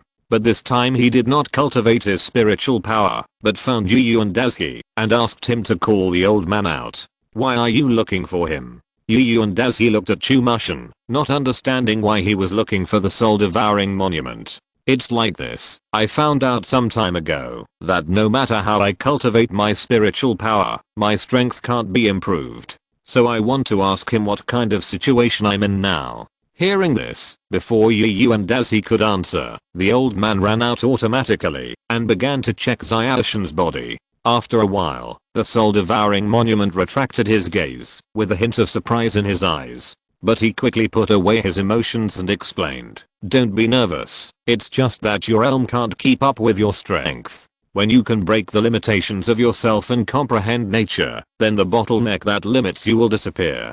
Chumushin nodded. "Then what is the realm of transcendence? Can you give me some pointers?" Originally thought that the old man would explain their doubts as before, but this time he refused. "There is no way to explain the realm, and after I tell you, you will be more confused. So if you want to continue to improve your strength, then you can only rely on yourself to understand what transcendence means." After saying this, the old man's spirit flew back to Yu and Daisuke. After hearing the old man's words, both of them were a little confused. It didn't make any difference whether this guy said it or not. Chumushin also temporarily gave up the plan to cultivate his spiritual power. Now he only needs to do daily basic swordsmanship training. Anyway, no matter how hard he trained his spiritual power, his strength could not be improved, so he might as well do something else. When he went to school the next day, there was suddenly one person missing in the classroom.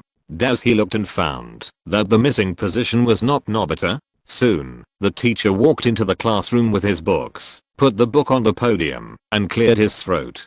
Fat Tiger is not feeling well, so he asked for a day off. The welcome party is coming soon. Everyone must take care of their health. Yu and Daisuke immediately opened his induction technique and detected the target directly at Fat Tiger's home. He was so lively playing the king game yesterday afternoon, but he asked for a day off today. Who is he trying to appease? Moreover, with Fat Tiger's physique, Yu and Daisuke seems to have never seen Fat Tiger sick after watching so many episodes of Doraemon. Sure enough, Fat Tiger is now sitting on the luxurious throne yesterday, eating french fries and watching TV. TSK, this guy can actually get his parents to ask for leave for him. How did he do it? Yu and Daisuke withdrew his induction technique indignantly and watched the teacher in boredom. Nobita next to him was a little restless because he remembered Doraemon said that he had to go over there to get back the universal throne at this time. If you're listening to this novel on a channel other than Fanfic World, it means they downloaded and uploaded it without effort. We cordially invite you to visit our channel, Mundo Fanfic Novelos. There you'll find the original version of this story and you can explore many other novels of various genres. We're waiting for you to immerse yourself in a world of incredible novels. Chapter 412, Come to the Door. If Doraemon goes over now, won't he have to face Fat Tiger? Nobita bit his finger nervously in his seat and began to imagine the consequences that Doraemon would encounter. And Izuku was even more worried because Fat Tiger played the role of the king in the play. If one person is missing now, then he will have to find someone else to perform. At this time, the teacher continued, "Keep the role for him first." Izuku was startled and stood up quickly, but in this case, what if he? It doesn't matter. The teacher waved his hand. "If something unexpected really happens, I will find someone else to replace him." The biggest advantage of this script is that it is relatively simple, so it is not difficult to recruit someone else. Don't worry. Hearing what he said, Izuku had no choice but to nod his head and sit back in his seat. Since the teacher said so, he, as a class monitor, couldn't say anything. After school in the afternoon, at Izuku's request, everyone stayed directly. We don't have much time left, so let's take advantage of this opportunity and rehearse a few times. Zyashin looked at the people in front of him and started the mobilization meeting for the rehearsal of this performance. While he was speaking, Yu and Daisuke emptied the nearby tables and left a space for rehearsal. So now we are missing a king who should take on the role. Nobita looked at Dekisugi with hope, wanting him to play the role of the king temporarily. Although it is not a genuine role, it is not bad to experience the feeling of being a king. As a result, Dekisugi pointed to Yu and Dazi who was moving tables next to him and said, let him take on this role. Huh? Why is he the one taking on the role? I also want to play the role of the king. Nobita suddenly felt that he was abandoned by the whole world, and Dekisugi refused to let him play the role. Because only his script does not conflict with the role of the king, so he has to perform. Dekisugi opened the manual again. Your plots all have scenes with the king to a certain extent, but it doesn't. Then he looked at Nobita, and the only time your character is on stage is to play against the king. After hearing this, Nobita knelt on the ground helplessly. How could this happen? If I had known earlier, I would rather not act. At this time, Yu and Dazi had already put the last table in place. Okay, this way, you don't have to worry about not having enough space during rehearsal later. Looking at the large piece of open space that he had worked hard to move out, he clapped his hands in satisfaction and then returned to the center of the performance team. My preparations are also completed and we can get ready to start at any time now. Dazi walked to Zyashin and reported his work progress to him. Seeing the last person come back, Dekisugi put down the manual in his hand. In that case, let's start the performance now. Do you have any questions? The others quickly took out the storybook. Wait a minute, let's get familiar with the plot of the story one last time. Seeing everyone working so hard, the two shook their heads helplessly. Why didn't they read it earlier? They had time yesterday, but these guys actually played the king game with Fat Tiger. After everyone put down the manual and said they were ready, Dekisugi put down the book. Then the first act, the plot of the princess being captured, starts now. When they returned home after rehearsal, they found that there was someone waiting for them outside the door. What's wrong?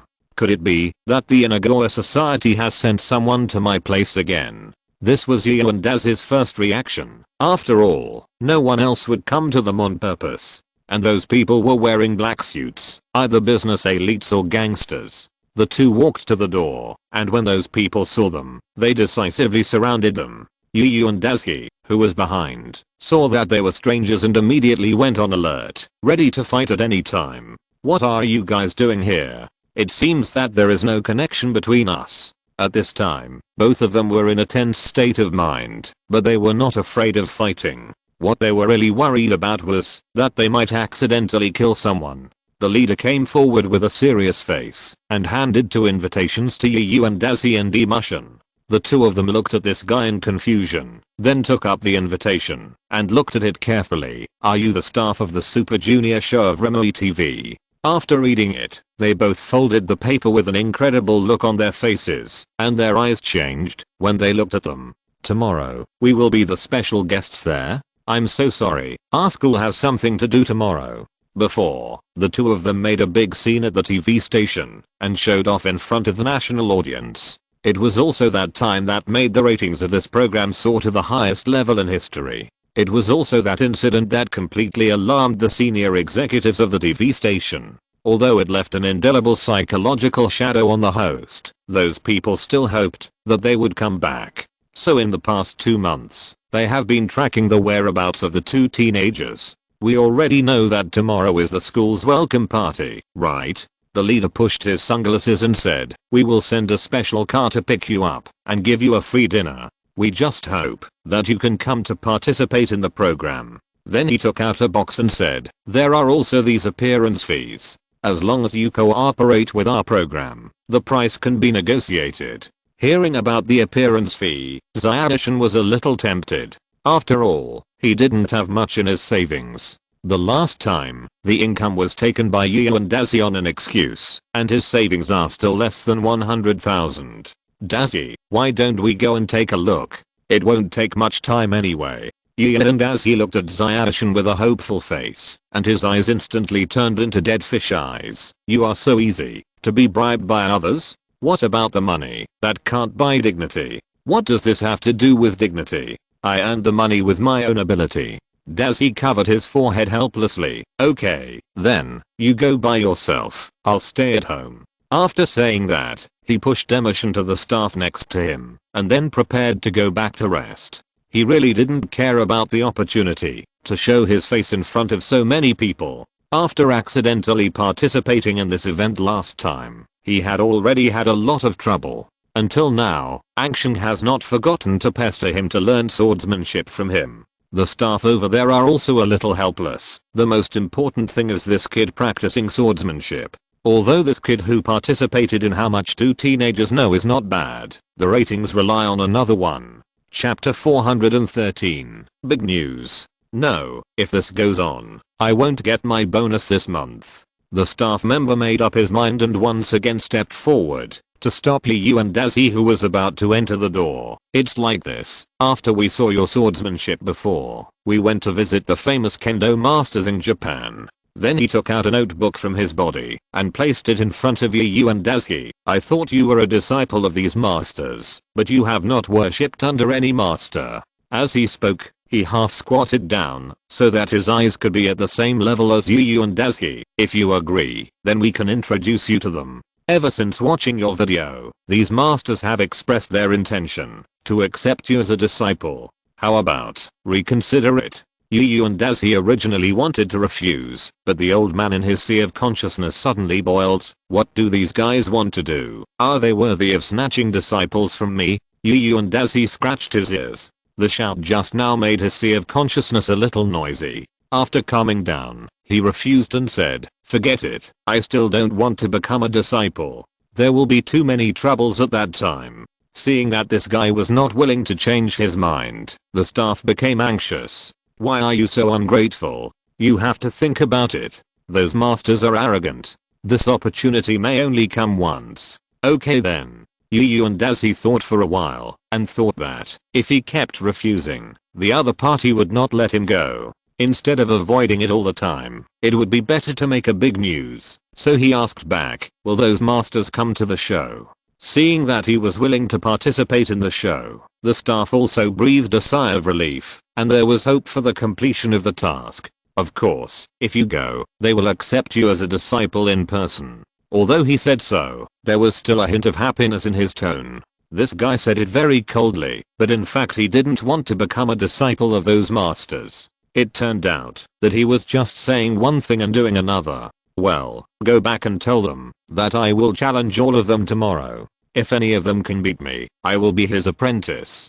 In short, I will beat 10 of their level. After saying that, Yu and Dazi walked into the room without looking back. The staff member stood there for a while, and his brain circuit had not yet turned around. Hey wait, what did you just say? You said you want to challenge all of them? The staff member wanted to catch up and say something, but was stopped by the closed door. Hey, are you sure you want to do this? They are all famous masters in Japan. The staff member was still shouting outside unwillingly, trying to make Yu and Dazi change his mind. Forget it, he rarely changes his decision. Just tell them like this. Xiaoshan went up to pull the staff away, explained to him, and then went into the house. The staff outside was stunned, and he didn't know how to report it now. If he told those kendo masters directly, their lungs would probably explode. He is just a 10-year-old kid who gave you the courage to be so crazy. But now, no matter how he knocked on the door, the people inside were as dead as if they had died, without any response. At this moment, a big white dog stood in front of them, baring its teeth at these people. They had been disturbing its rest just now. This dog still has to keep watch at night. Are you going to let the dog sleep? When those guys saw the almost 1 meter tall Dabe, their breathing became much quieter. The instinctive fear of humans facing wild beasts forced them to calm down. Then they slowly moved outside, fearing that they would accidentally anger the dog. Although they said that the medical expenses would be reimbursed, no one would be happy to be bitten by a dog for no reason. Gian as he reached out from the upstairs window and gave a thumbs up to Dabe downstairs. It is really rare to see a dog as smart as it. Give it a chicken leg tonight. After they walked to a safe area, they relaxed and found a phone booth to report their work. After telling the boss what happened just now, the boss opposite was silent for a while. Soon after, the boss's voice full of excitement and surprise suddenly came from the other side. Isn't that great? The arrogant genius boy challenges the master. This is a big news. No matter who wins the game, our ratings will not be lower than the last time. Just follow this arrangement. Seeing that the boss was so happy, the staff had to say, as long as you are happy, it's fine. Then what about those masters? They won't accept challenges from others casually. It's okay. Just tell them that this kid wants to see their swordsmanship. Those guys will find a way to defeat him and then brag about how powerful their swordsmanship is. So don't worry. Then, the boss hung up the phone and began to imagine tomorrow's ratings. The staff put the phone back with a wry smile on his face and sighed helplessly. If only things were as simple as the boss thought. I hope nothing will go wrong tomorrow. After Yu and Dazi put down his things, he was ready to go and see what was going on with King Gayu. And Chumushin picked up the basket and prepared to buy ingredients for dinner today. Wait a minute, remember to buy a chicken leg today as a snack for Dabe. Dabe, who was taking a nap outside, pricked up his ears. What? He seemed to hear a snack. I remember. I'll go buy vegetables first, and I'll leave the housekeeping to you.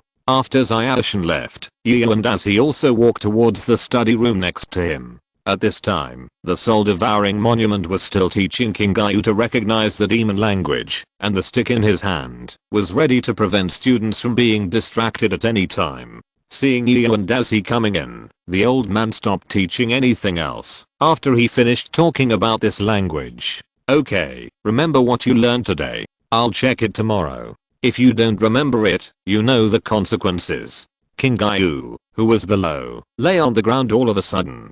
Today's study time was finally over. A whole day of studying with almost no rest time almost made him collapse. After stroking his head to comfort him, Yu and Dazi looked at the old man. Come to think of it, why don't you just use your mental power to transmit these things to him? If you do that, wouldn't it be time saving and labor saving, and not so troublesome?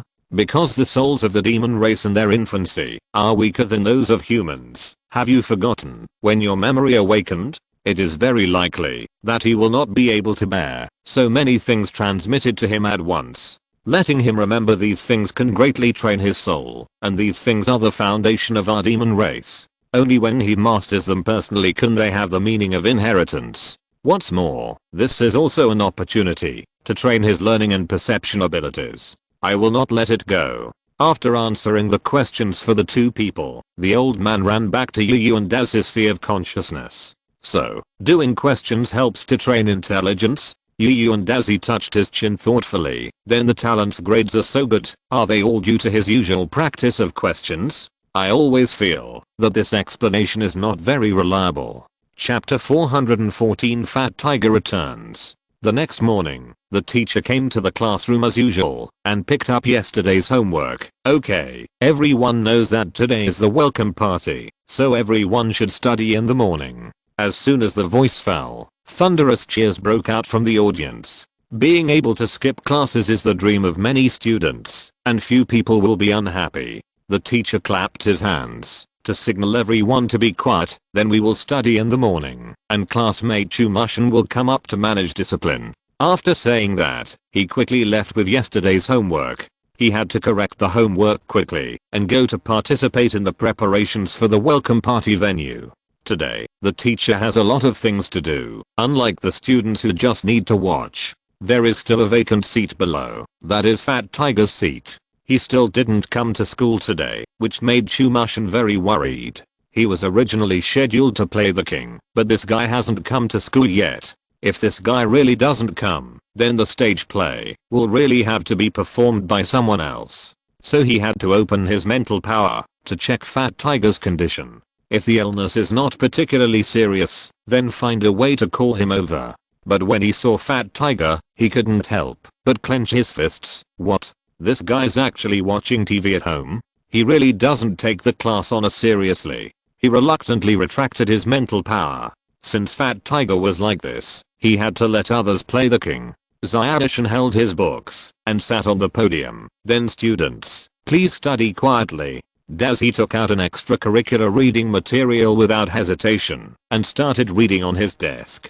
Dekisugi was too lazy to care about him and supervised other students to read. Time passed like this. After a few breaks between classes, it was lunchtime. The students present were instantly excited.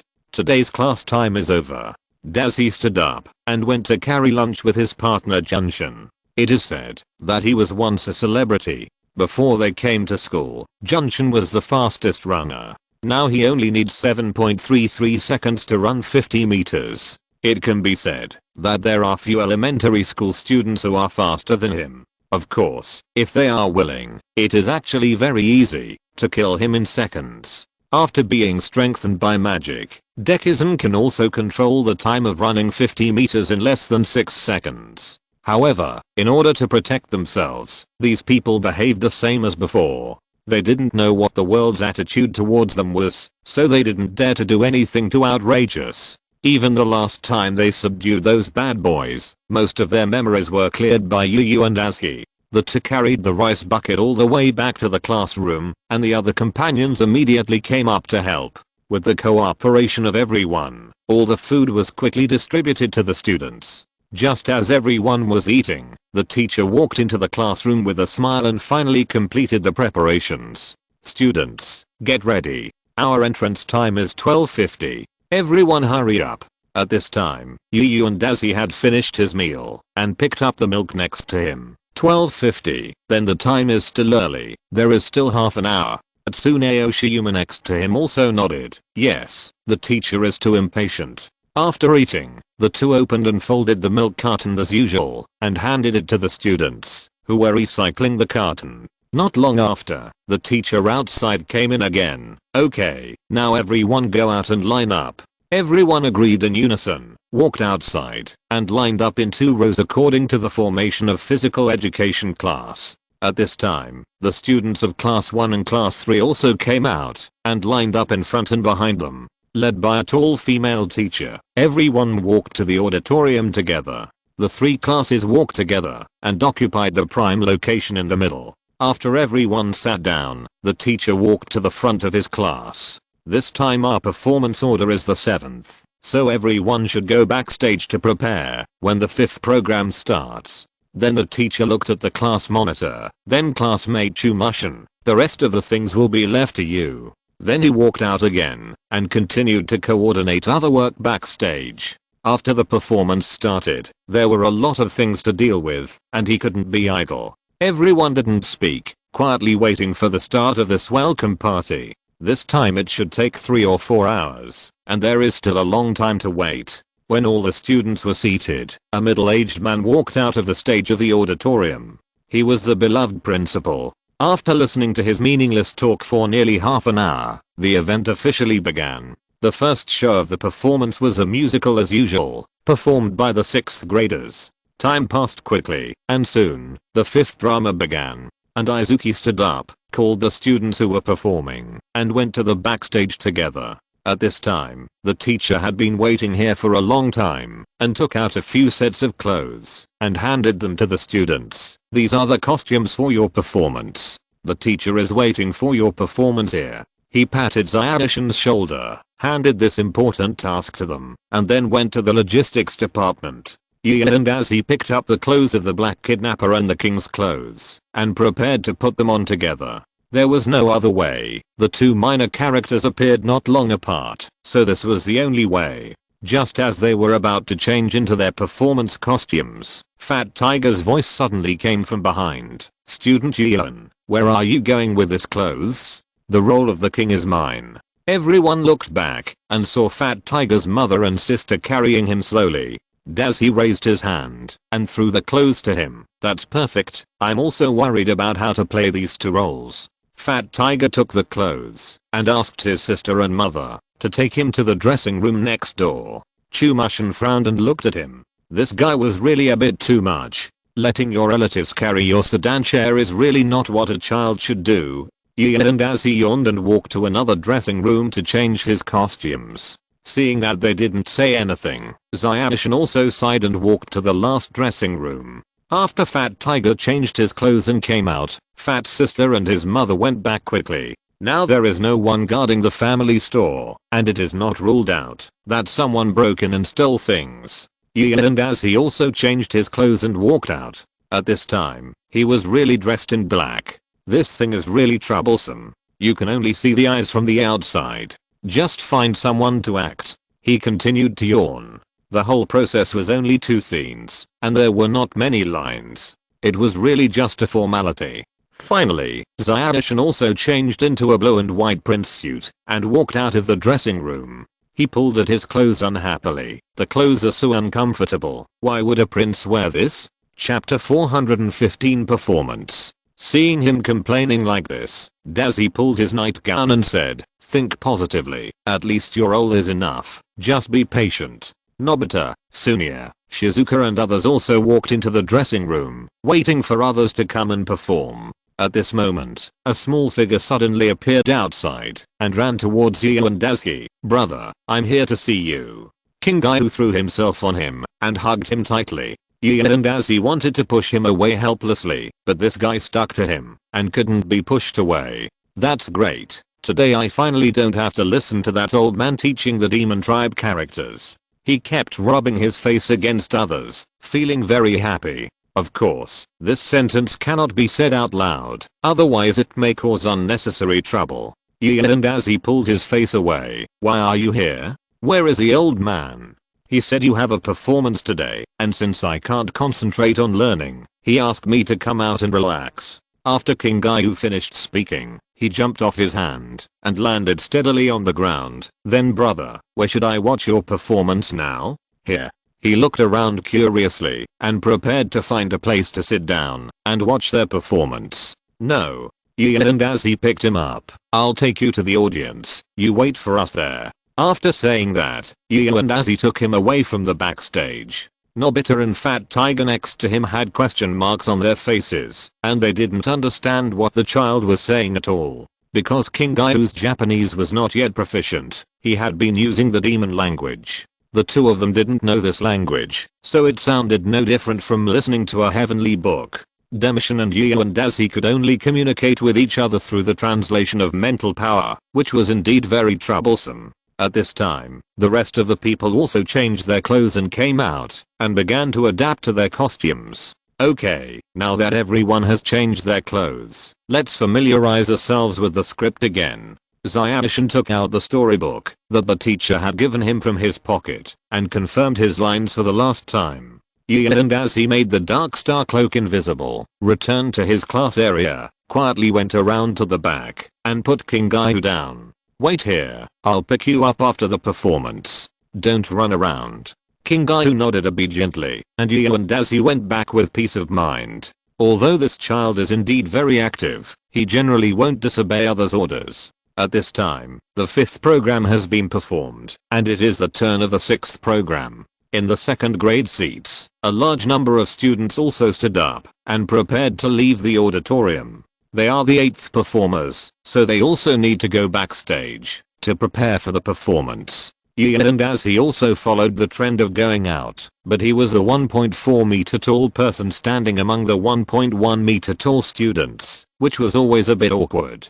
After arriving at the backstage, the people inside had almost familiarized themselves with the lines and were ready to perform. After the performance outside was over, it was their turn to go on stage. Yu and as he felt very nervous at this time. After all, it was his 2nd time to perform in front of so many people.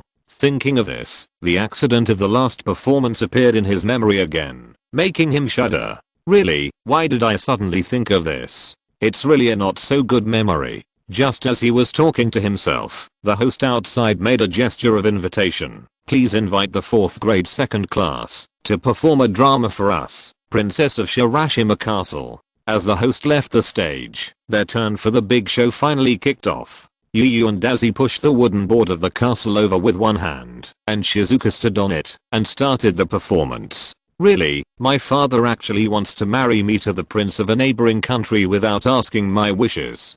Shizuka, dressed in white, was on the castle, telling her heart to the audience on the stage. "No, I don't want to be arranged by others. I want to escape from here." After saying that, she disappeared from the window of the castle and then came out from the gate. Yu and Dazi in the backstage cooperated and pulled the wooden board that played the castle back. In this way, it can also create a visual effect that the princess is far away from the castle. Not long after, she stopped in the center of the stage, stood there with a slight bow, and gasped. "Great, this way, my father won't be able to find me." After saying this, She stood up again, with a little more hope and yearning in her expression. I want to find the Prince Charming in my life, instead of just following my father's arrangements. Then let me take you to find your destined prince, stupid little girl. At this time, a villain in black appeared. He was the man in black played by Yu and Azuki. You, what do you want to do? Don't come over, the princess said as she retreated. Yu and Azuki relied on his strong body, took out a black cloth bag, put Shizuka in it, and left the scene. At this time, the first act was officially declared over. When Yu and Azuki appeared in the scene for the second time, it marked the beginning of the second act. Haha, I caught a beauty today. I have to think about how to sell her for a good price. He walked to the center of the stage with a black cloth bag on his back. At this moment, the prince in blue suddenly appeared in the center of the stage. Stop, you kidnapped criminal. Surrender. Yu and Azuki put down the cloth bag and took out the sword for performance from his waist. Zyadishan also drew his sword, and the two immediately stepped forward and attacked each other. In the nature of the performance, just a few casual hits will do. However, for the visual effect of the performance, although they didn't use much force, they also used all their strength to fight with each other. The swords used for this kind of performance are very soft, so they had to use their own abilities to strengthen them. The magic power and mental power intertwined between the blades, which made the audience below very excited. In their eyes, the two were fighting like real sword masters, and naturally the performances of other students were much more powerful. But what he didn't expect was that when Yu and Azuki was distracted, Zyadishan's sword accidentally pierced his body. The black clothes wrapped his body, but from the outside, it was not obvious that the sword had pierced his skin. But it was a great fight. Cheers broke out from below. This fight scene of more than 20 seconds was simply the peak moment of the performance. As for whether the actors were really injured, no one had considered this issue at all. The swords used in the performance were unopened and very soft, and the possibility of hurting people was too low. The atmosphere of the scene became a little awkward, and then Zyadishan drew his sword. But unfortunately, there seemed to be a trace of blood on the tip of Demishan's sword. However, he immediately put the sword to his side, and the blood on the top could not be seen from the audience's perspective. You have already lost. If you leave now, I can still give you a way out. Demishan jumped back a small step, reminding him to go off the stage and deal with the wound quickly. Yu and Azuki covered his wound in disbelief. This time he really felt the pain. Chapter 416. It wasn't me. This situation is not a big problem. It's just a shallow wound. Just go out and deal with it. Just wait. I will definitely come back. Yu and Azuki said harshly, and took advantage of the step that Chumashin found for him to run off the stage and heal his wound. You are so careless. You actually let your guard down, just because it's a performance. The soul-devouring monument in the sea of consciousness kept roaring, accusing this kid of getting injured in this situation. Have you ever thought that, if the person opposite you really wanted to kill you, you would be dead now? Yu and Azuki waved his hand. Forget it, old man. Why are you so worried now? Shut up. This is not just your business. Our fate depends on you. Yu and Azuki did not refute him. This time it was indeed his problem. He actually neglected it at this time. But his part is now over, and he can watch their performance with peace of mind for the rest of the time. At this time, the prince and the princess hit it off at first sight, and the two chatted very happily, and they had reached the stage of engagement. Your Highness, I'm the Prince of the Blow Lake Kingdom. If possible, please marry me. Zyadishan held Shizuka's hand, and the two performed a loving feeling. Yu and Azuki spat at the air a few times, and always felt that he had eaten something strange. Shizuka nodded repeatedly. I do, as long as my father agrees, we can be together. The two held each other's hands, and left the center of the stage with laughter, and the second act was over. Next, Yu and Azuki threw a few wooden boards representing grass on the other side. Then he patted Nobita on the shoulder. Now it's your turn, come on. Nobita stood behind him, wearing a deer costume, and nodded firmly. Don't worry, I will definitely not let you down, even though I'm just a small role. When the other party finished laying the scene, it was now the king's turn to appear. Fat Tiger sat on his throne, and stroked his beard, and ordered Sunir and Angshan to carry him up. I'm the king of this island, and everyone here must listen to me. Fat Tiger held a plastic bow and arrow and showed off his power in front of everyone. After he came on stage, Nobita also wore a deer costume and jumped onto the stage. Here I am, the happy deer in the forest. His tone was very cheerful, and Yu and Dazi couldn't help but curl up his lips. Although there was no special technical content, it had a strong appeal. Fat Tiger also smiled, and then took his bow and arrow and shot at him. This arrow directly hit Nobita's forehead. It seems that he was lucky this time. The plastic suction cup was inserted into his head, and Nobita immediately cooperated and fell backwards. I was shot. But at this moment, Fat Tiger suddenly said, "Wait a minute, I won't let you fall down now." Due to the effect of the universal throne, Nobita immediately saluted him. Yes. Then Nobita stood up again, facing Fat Tiger and waiting for his further instructions. Fat Tiger pulled out his plastic suction cup arrows and inserted them into Nobita's body one by one. The people in the audience were getting impatient. Strange. Why doesn't this little deer fall down? When Nobita heard these discussions, he felt aggrieved. This was not what he wanted to do. After Fat Tiger finally shot all the suction arrows he had, Nobita rolled off the stage. Yu and Dazhi walked over, pulled the arrow off Nobita's face, and threw it aside. What's going on? Why didn't you just get off the stage when Fat Tiger shot you just now? It's not that I don't want to, but Fat Tiger's throne ordered me not to get off the stage. Nobita sat up helplessly. I also want to finish my role, but Fat Tiger is too much. Seeing that Nobita was not lying, Yu and Dazhi said nothing more. Then they looked at the students who raised their hands with concern.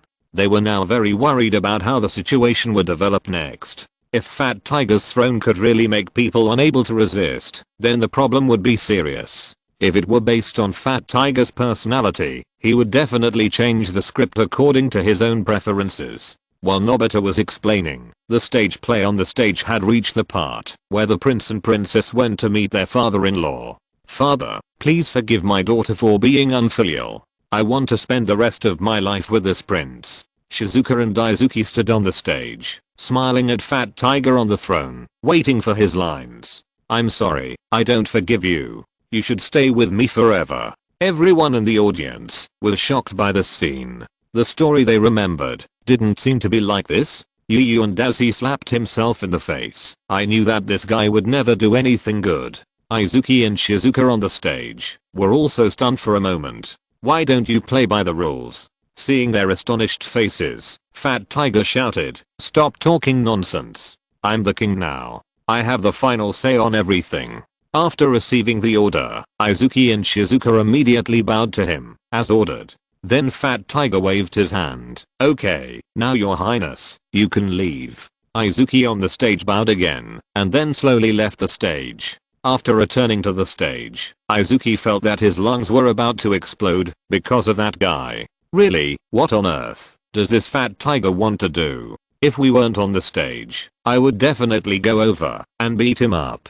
Yu and Dazi poked him with his hand. "So could you actually resist his order just now?" Xiaoshan nodded. "Yes, although the throne is strange, it is not to the extent that it can command us. Well, after our performance is over, we will go over and teach him a lesson." There was a faint fire in the eyes of the two people below, and the momentum on their bodies continued to rise. Nobita next to him felt great pressure and put his hands together and silently prayed that Fat Tiger could survive today. Fat Tiger on the stage was unaware of his crisis and continued to recite his lines. "Oh, my princess, you are so fascinating to me that I'm deeply trapped in you." He sat on the throne and indulged his admiration for Princess Shizuka. "I'm a sinner. I actually fell in love with my daughter. God, please send down thunder and punish me for my sins." As soon as the voice fell, several superpowers immediately felt that the sky outside seemed to become a little depressing. A strange energy gathered in the sky and finally turned into a dark cloud, which stopped above the auditorium. The two people in the backstage immediately released their mental power and saw this strange landscape outside. "Dazi, did you call that dark cloud outside?" Chumushin doubted him as usual. Hearing this, Yu and Dazi looked innocent. "No, although I often call thunder to strike him, it really wasn't me this time." Just as Fat Tiger was still speaking his lines, a thick lightning suddenly struck his head, roasting him black. And his universal throne was also completely destroyed by the strong current. Chapter 417 The Truth About Thunder and Lightning. Fat Tiger sat on the stage, opened his mouth, and blew out a dark breath. This was the second time he was struck by lightning recently. The audience below was also stunned. They didn't expect that this guy would actually be struck by the thunder from the sky. The teacher in the backstage looked at the hole in the ceiling and sighed helplessly. He had to work overtime to repair things today. As for whether Fat Tiger was okay, this question was obviously not within their consideration. It was obvious that he was okay. After a few seconds of immersion in the backstage, Yu and Dazi immediately rushed into the stage. The Cruel King has been defeated by the punishment of the gods, and the prince and princess are happily together. Yu and Dazi carried the black and Fat Tiger off the podium, and with his eyes frantically signaled Shizuka opposite to follow Dekishan to come in and end the story. Xiaoshan and Shizuka immediately understood, and they hurried up and stood in the center of the stage. Then Yu and Dazi sprinkled a large piece of petals that had been prepared long ago in the sky to celebrate their successful togetherness. Nobita in the audience watched this scene and bit his finger in great pain. My Shizuka, why are you with Izuki? You are my future wife. The two people on the stage also finished their performance and began to walk backstage. What happened just now? Why was Fat Tiger struck by lightning?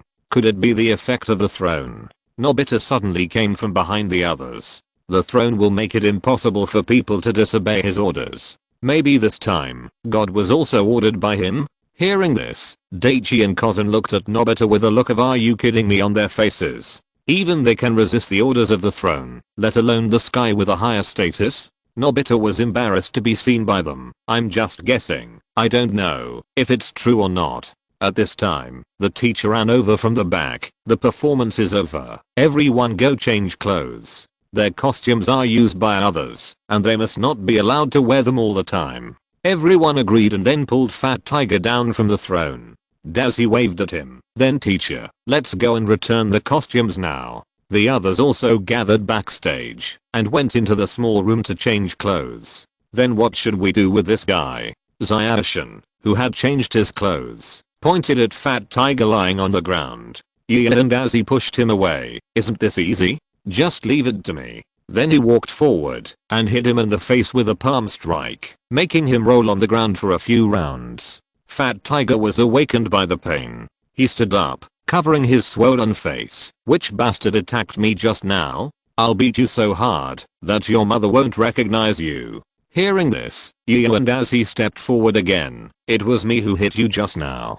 Do you want to fight with me? Fat Tiger was stunned and quickly stepped back several steps and leaned against the wall. No, I was just joking just now.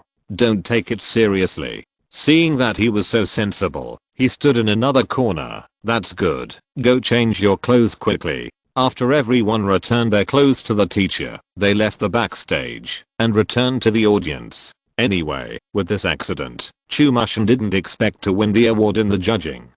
He first went to the back row and brought King Gayu, who was still watching the show in the back to his seat. Hey, brother, how was the lightning I threw just now?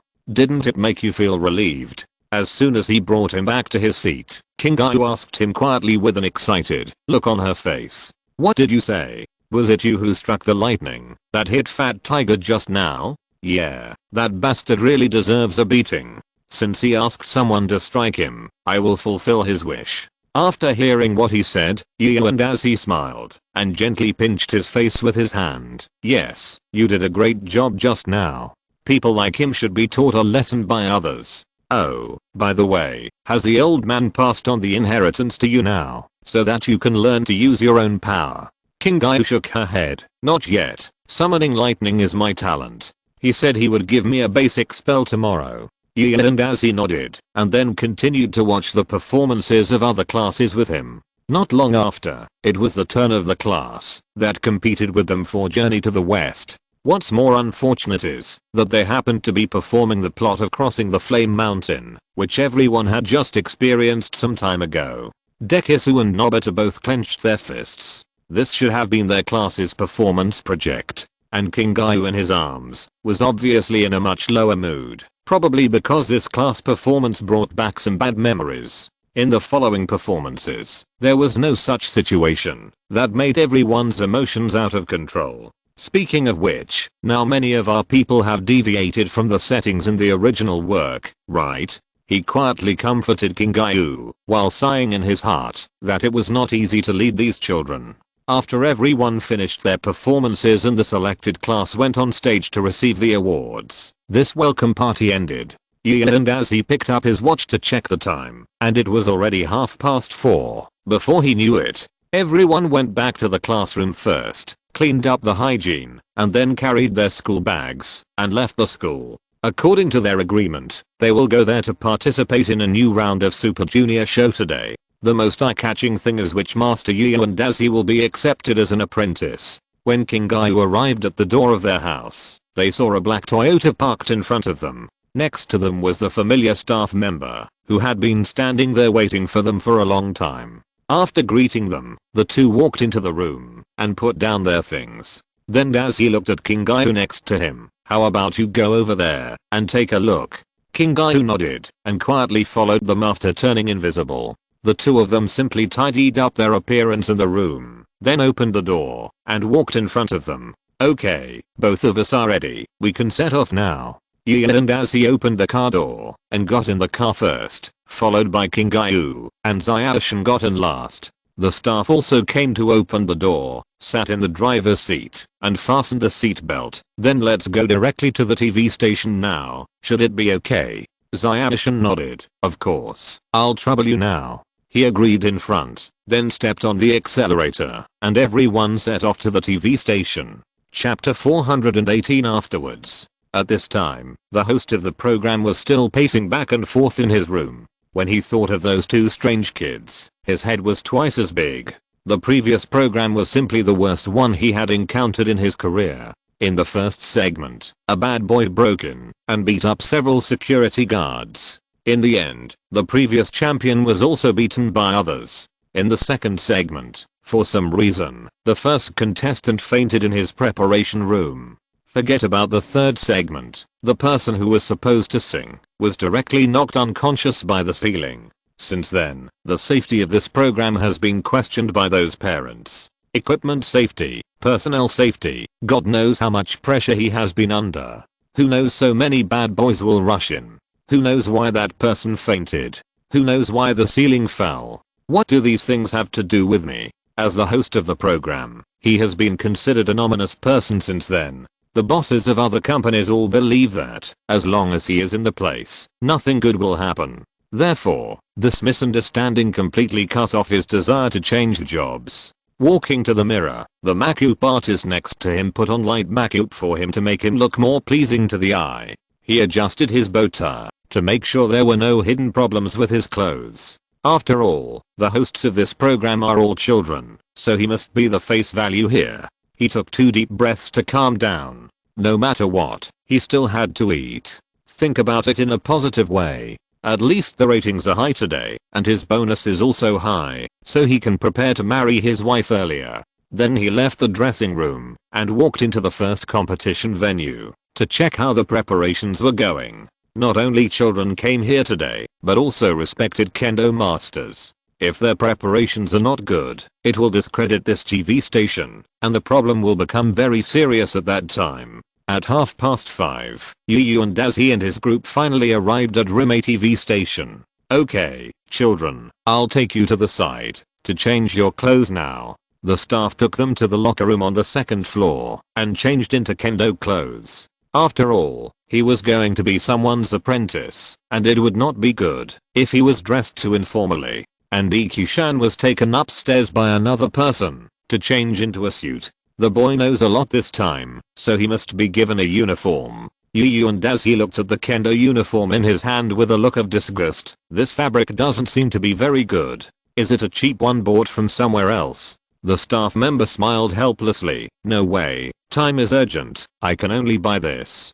Because other players usually bring their own clothes. Because they practice in the dojo, they have their own. After listening to the staff's explanation, he nodded and said nothing more, and went to change his clothes. Not long after, he came in front of them wearing a loose kendo uniform. This thing is really not very good. It feels a little stiff to wear. It's really new. As he said, he walked to the shelf next to him and took down a bamboo sword that looked okay from it. Okay, where should we go to prepare now? We still have to compete later. He waved the bamboo sword casually, and he was a little impatient now. He wanted to knock all those people down. The process of Yu and Dazi and Dekishin beating the whole audience in the match is omitted here.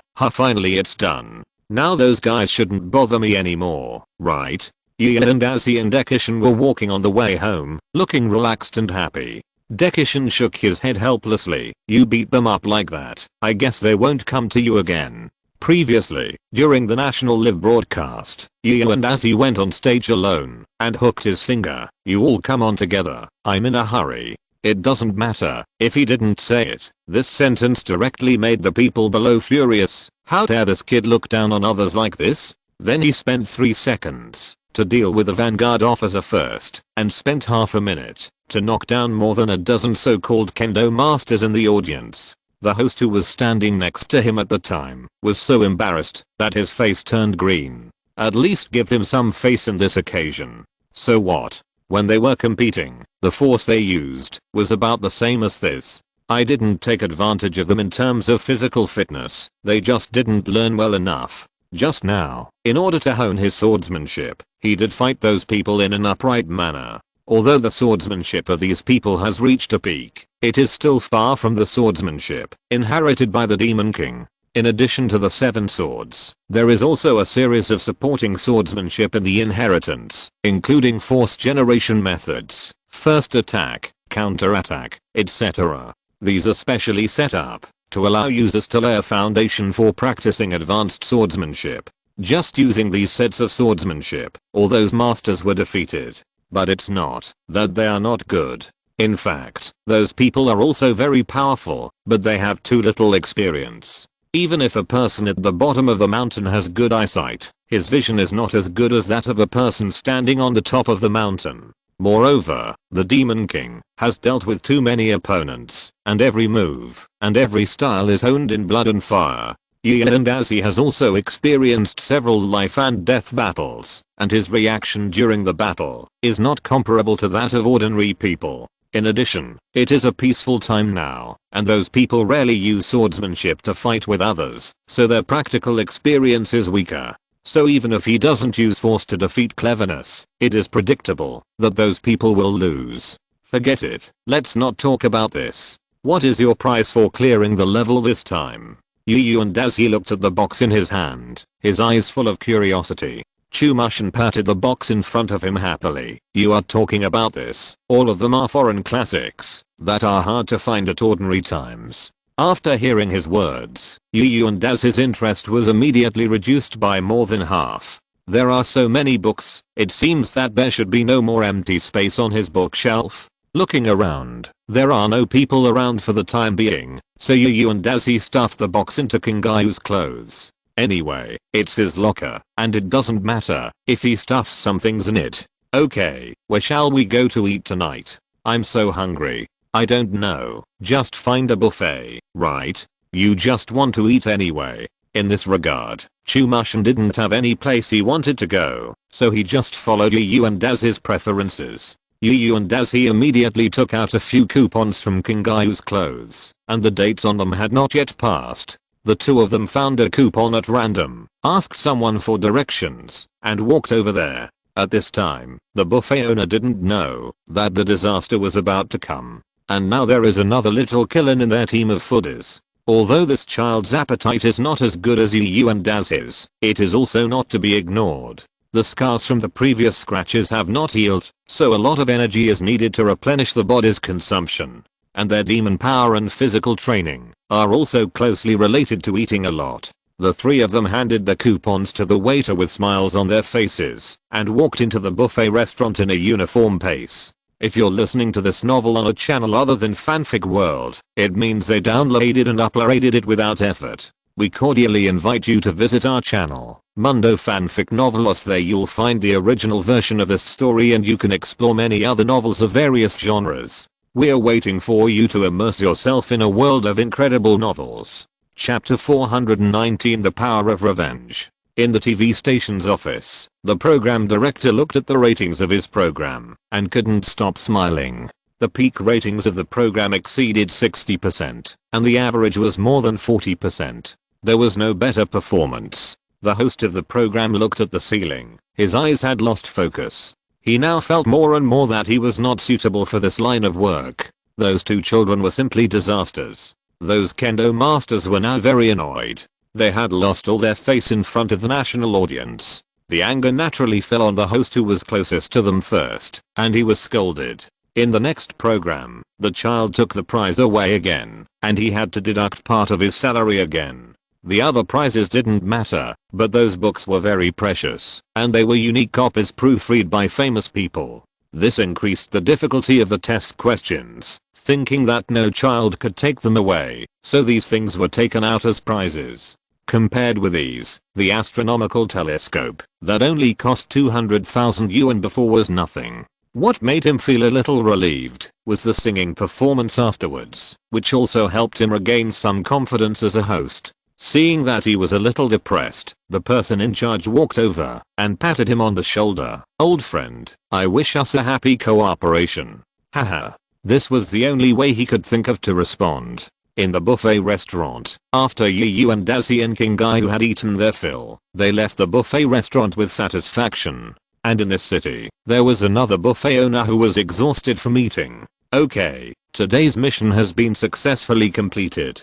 How should we go back now?" Yu and Dazi glanced back at the almost empty restaurant and touched his stomach with satisfaction. Xiaoshan also looked back sympathetically and then shook his head helplessly. "Why don't we just teleport back directly? It's easier." So the two of them hugged Kingayu in the middle, and then the darkness swallowed them. In Chumushan's room, black fog gradually appeared, revealing the figures of the three of them. After returning, Yu and Dazi and Kingayu prepared to run to Yunding to practice physical skills. "Wait a minute." Xiaoshan next to them suddenly stopped them. "Give me back my books first. We must put them in the study now."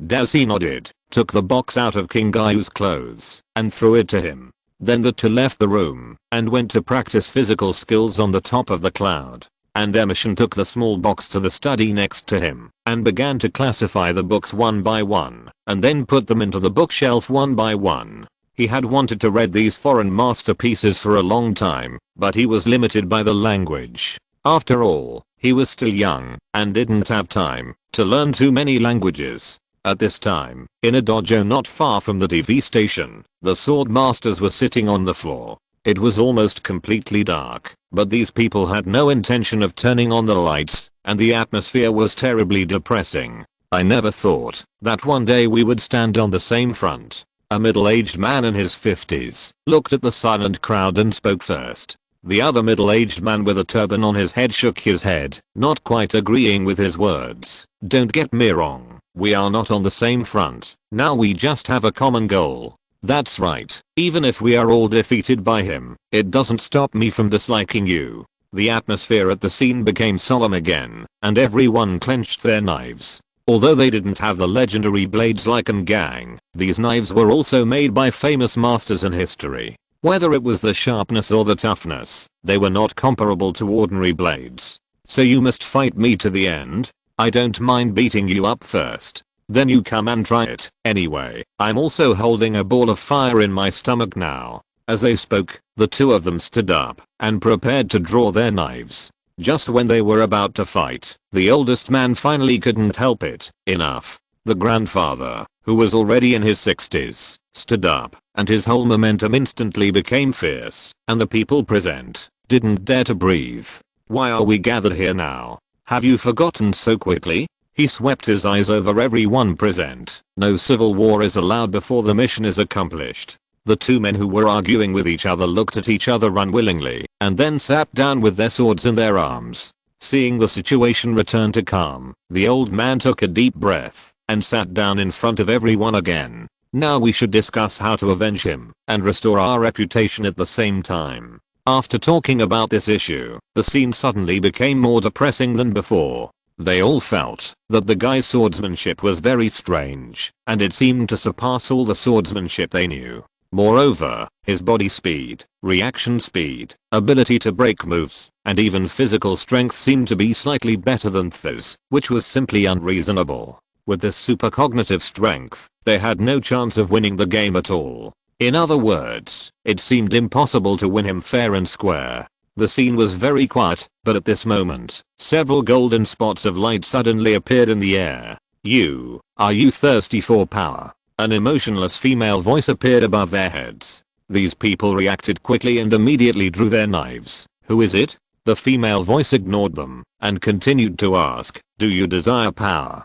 Do you desire the power of revenge? To trample him under your feet? They looked at the strange things in the air, and their curiosity began to grow. Now they have guessed that they encountered a so-called supernatural power group because of their hatred for that guy. As a famous master, he would have more or less learned about this part of knowledge, so he would not be ignorant. After hesitating for a while, the white-haired old man spoke first. If we want power, what do we need to do before you give us power? It's very simple. Kill Lee Junfei. If you agree to this, I will give you supreme power. The cold female voice sounded around them, constantly teasing their heartstrings. Then I accept your conditions. I need power to take back what belongs to me. The middle-aged man wearing a headscarf immediately stood up and asked them for power.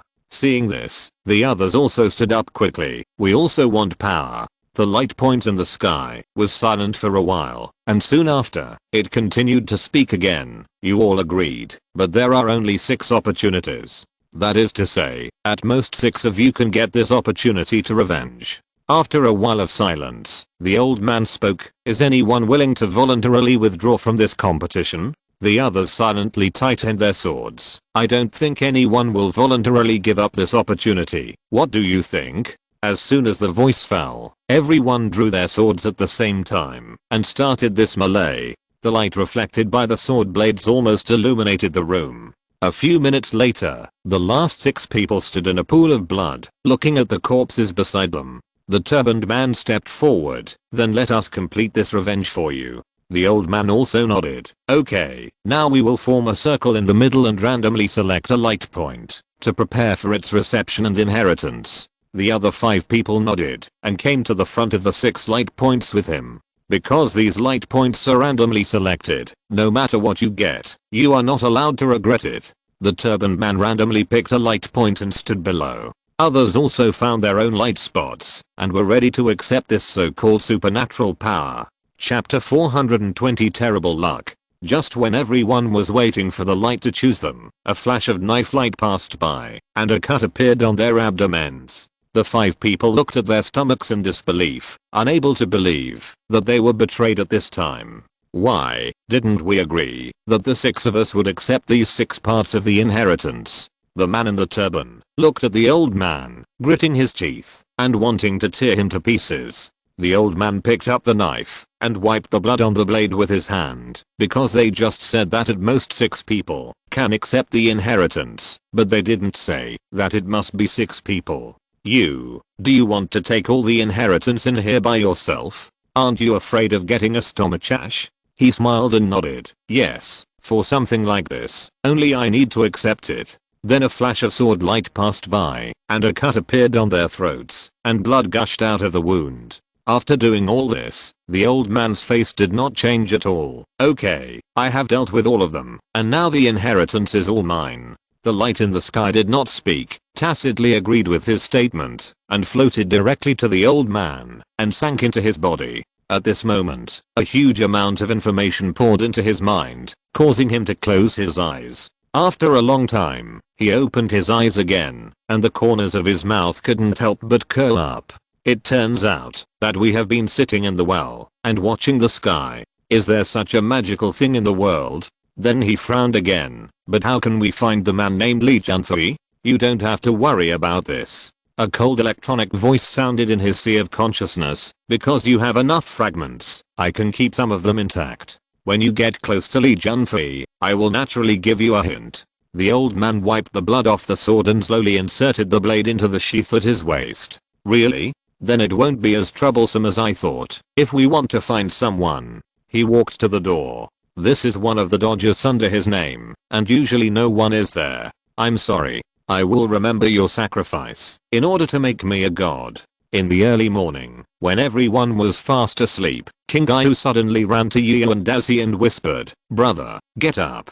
Good morning." Yu and Dazi rubbed his eyes and looked at King Gayu in front of him. "What's wrong with you? Why did you wake me up so early? It's not even dawn yet." He looked at the clock on the table. It was only 5 o'clock. King Gayu pulled his shoulders and shook them hard a few times. "Brother, I can't sleep now. Can you take me out for a walk?" "Okay, stop shaking. I'll take you out now. Don't disturb the people who are still sleeping next to you." Yu and Dazi had no choice but to get up, change his clothes, and take him out to play. "What happened to you today? Why did you wake me up so early?" Because grandpa taught me a killing spell last night, so I couldn't wait for you to try it, and I woke up so early without realizing it." King Gayu smiled evilly and shot a white light into Yu and Dazi's body, which scared him. "What did you do? What was that spell just now for? Tell me." After carefully checking his body, he found that there was nothing abnormal with the previous state, so he breathed a sigh of relief. Then he stretched out his hand and grabbed King Gayu's face and lifted him up. "It hurts. The spell just now was a good luck spell, which can make you have good luck in the next period of time." After listening to his explanation, Dazi let go of his hand. "Remember to explain it clearly next time, otherwise how can I know if you are taking the opportunity to harm me?" After saying that, Yu and Dazi was stunned for a moment, and then suddenly picked him up. "I'm sorry for misunderstanding you. Let me carry you for a while as compensation." "Well, thank you, brother." King Guyu's unhappiness just now was swept away in an instant. Yu and Dazi's face was full of worry. What will happen next? Time goes back to before Yu and Dazi spoke. The old man reminded him in his sea of consciousness, all Killen are in an uncontrollable state when they just learn this spell. Yu and Dazi was stunned for a moment and quickly asked the soul-devouring monument in his sea of consciousness, "Uncontrollable? What does that mean?" "That is to say, no one can tell whether it is good luck or bad luck that he brings you now. Even if it is good luck, it may be mixed with bad luck. For example, you picked up a piece of top quality magic stone, but when you picked it up, there was an unexploded bomb underneath that was just detonated by your action." Hearing this, Yu and Dazi decisively reached out and hugged King Gayu. If there is really any bad luck at that time, he will use this culprit to block the knife first. But he is always a little uneasy now. "No, I must add another line of defense." Then he started his detection technique and began to check if there were any dangerous items nearby. It was 5 o'clock in the morning, and the moon reflected in the river could still be seen clearly. When he fully opened the detection field, he suddenly ran forward madly, leaving a series of after images behind him. What a joke. I don't want such terrible luck. After running for a few seconds, countless golden raindrops suddenly fell behind him, splashing waves in the river. After he ran a few miles, he was out of the range of the raindrops, and the golden rain continued. Strangely enough, all the gold nuggets fell on the river, and none fell on the street next to it. After waiting for dozens of seconds, the golden raindrops finally stopped completely. Yu and Dazi walked over carefully and picked up a piece of broken gold. These were all broken into pieces. After falling on the ground, he looked at the gold carefully and found that there was a bank printed on it. He threw it aside casually, stretched out his hand, and rubbed King Guy's head vigorously. "You guy, are you here to help me or to assassinate me? How should I know it will have this effect? I thought it would bring good luck." He put King Gayu down, then picked up the gold on the ground and stuffed it into King Guyu's clothes. "Anyway, I'm already down. How can I not pick you up? How can I be worthy of you coming to me specially?" Every time he picked up a piece of gold, the smile on Yu and Dazi's face increased. The total amount of wealth he accumulated finally increased again. After he almost filled 70% of the space, he stopped picking up the gold. "I'm really tired this morning." He stood up and straightened his back, moving his sore waist. "Speaking of which, I don't know where my shoes are. Did they fall off when I ran away just now?" He looked at his bare left foot. It was indeed a bit uncomfortable to walk with one foot in a shoe. "Forget it, let's go back now. I can just buy a few pairs of shoes after daybreak." Just as he was about to leave, he suddenly saw the gold pieces scattered all over the ground. No, if these things are discovered, they will definitely cause a frenzy of grabbing. For the sake of everyone's safety, Gian as he used his levitation technique with all his strength. The gold in the vicinity of nearly half a kilometer moved slowly and finally fell into the river one by one. Looking at his own achievements, Dazi clapped his hands in satisfaction. I'm such a good boy who cares about the safety of my neighbors. Chapter 421 Romance. Not only did I clean up the environment, I also saved my neighbors from being trampled. I'm such a good person. He boasted happily, then picked up King Gyu and prepared to go back to have a good sleep. Being woken up in the middle of the night, he wanted to have a good sleep, even if there was only 1 minute left. Just as they walked onto the cement road, someone suddenly called them from behind. A gentle and pleasant voice came from behind them. Warriors in front, please wait a moment. The two turned around and saw a bright pumpkin carriage parked behind them. The old woman in the driver's seat handed over a shoe. My princess asked, is this shoe yours? Yu and Dazi took a look and nodded. Yes, I just dropped it accidentally. Thank you very much for picking it up for me. The old woman showed a kind smile. That's great. My child is just the same age as you. If you can wear this pair of shoes, then I will betroth my daughter to you. How about it? Your child? Yu and Dazi immediately remembered the sweet voice just now and nodded frantically. Of course, I will put on this pair of shoes now. Then he threw King Gyu in his arms, grabbed the shoes, and put them on his feet, which matched the shoes on his other foot very well. Yu and Dazi stamped his feet with satisfaction. Okay, old lady, I'm wearing this pair of shoes now. Where is your child? The old lady smiled with satisfaction again. Of course, no problem. Xiaoli, come out and meet your fiancé. Okay. The sweet voice came again, almost hooking his soul. Yu and Daz's eyes turned into hearts, waiting for this beauty to come out. The pumpkin carriage behind was slowly opened, and a foot full of leg hair appeared from below. Seeing this, Yu and Dazi frowned, and found that things were not simple. Sure enough, a girl with chest muscles bigger than her head appeared in front of Yu and Dazi and King Gyu. Are you the owner of that shoe? I really like you now, dear. After saying that, she reached out and kissed her lips, throwing a pink heart to Yu and Dazi. Dazi on the opposite side turned his head expressionlessly to avoid this fatal red heart, and then reached out and hugged King Gyu tightly. Sorry, I suddenly remembered that my mother asked me to go back early. I hope we will meet again by chance. Then he turned around, and the third level speed technique burst out in an instant, and the whole person quickly moved away from their sight. Before the two people could react, Yu and Dazi had already run hundreds of meters and could no longer be seen. It's really annoying, Mom. Didn't you say that as long as I become a fairy, someone will like me? Why did he run away? As she spoke, she stretched out her hand and gently punched the old woman's chest with her little fist. Ahem. The old man coughed helplessly a few times. The punch just now almost knocked out his lungs. It's okay, kid. Those guys don't know what's good. I'll find you a better one next time. She smiled and comforted her child, then shook the reins in her hand, and the horse galloped out and continued its journey to find a marriage. Yu and Dazi, who escaped the disaster, was in the corner, panting and recalling what happened just now. When the leg stretched out, he even felt that his heart stopped for a few seconds. Then he stretched out his hand and pinched King Gyu's face hard. If you dare to use me for experiments again in the future, I will kill you first. Soon it was noon, and Yu and Dazi was enjoying lunch at his seat. Chumushin was reading a book while putting rice into his mouth, seizing every opportunity to study. Shizuka brought her plate and stool, walked over and sat next to Xiaoshin. Yu and Dazi, who was eating, raised his head and glanced at him, then lowered his head again. He was no longer interested in such low-level gossip.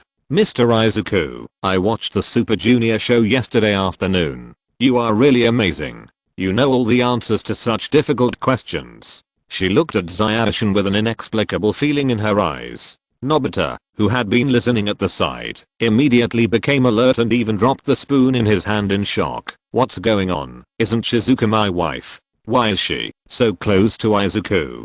He looked at Izuku with a fire in his eyes and felt like there was a green grassland above his head. Xiaoshin touched his head embarrassedly. No way, compared with Yeon, I'm still far behind. Gian was also very good yesterday. He defeated so many opponents by himself. She leaned her body forward slightly, getting closer to Dekishin, but I still prefer knowledgeable boys. Zyadishin had never experienced such a situation. Her face flushed slightly, and she felt even more embarrassed. Really? Forget it. Talking about this kind of thing here now is not what we should do at our age. After saying that, he straightened up, and his usual confidence returned to him. What we should do now is study hard. We can discuss these things when we grow up.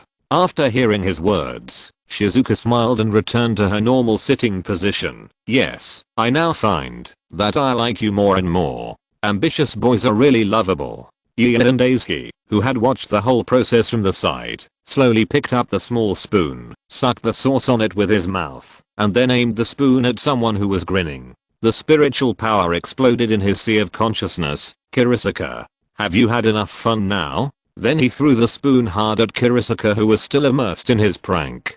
Just now, that guy saw Shizuka sitting next to Kosuke, which triggered some of Shizuka's negative emotions. So from just now, Shizuka's actions have been strange, and she began to take the initiative to confess to Kosuke.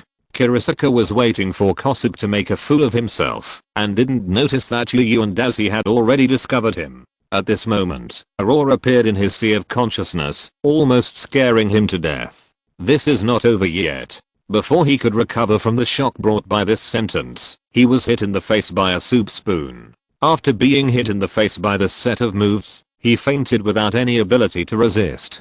Shizuka also got out of the controlled state and recalled what happened just now. Her face suddenly turned red. Yu and Daisuke then withdrew his hand with satisfaction. This kid is really bad-hearted. And now Nobita's hair is not only green, but also his face. Just now, Shizuka looked like she was going to marry Izuki, and she even blushed at Izuki. Nobita grabbed his hair frantically from behind. If this continues, will I still be able to marry Shizuka? I have caught a cold recently, so everyone should take care of their health and wear more clothes. Chapter 422, In Great Egg.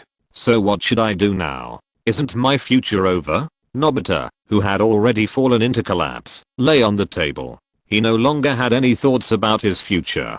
Shizuka finally woke up, picked up the spoon, and stood up and shouted, "Who threw the spoon?" Everyone in the classroom was silent. They were suppressed by Shizuka's aura and couldn't speak. This was the fear from the soul. Yu and Daisuke in the back silently raised his hand. "I threw it.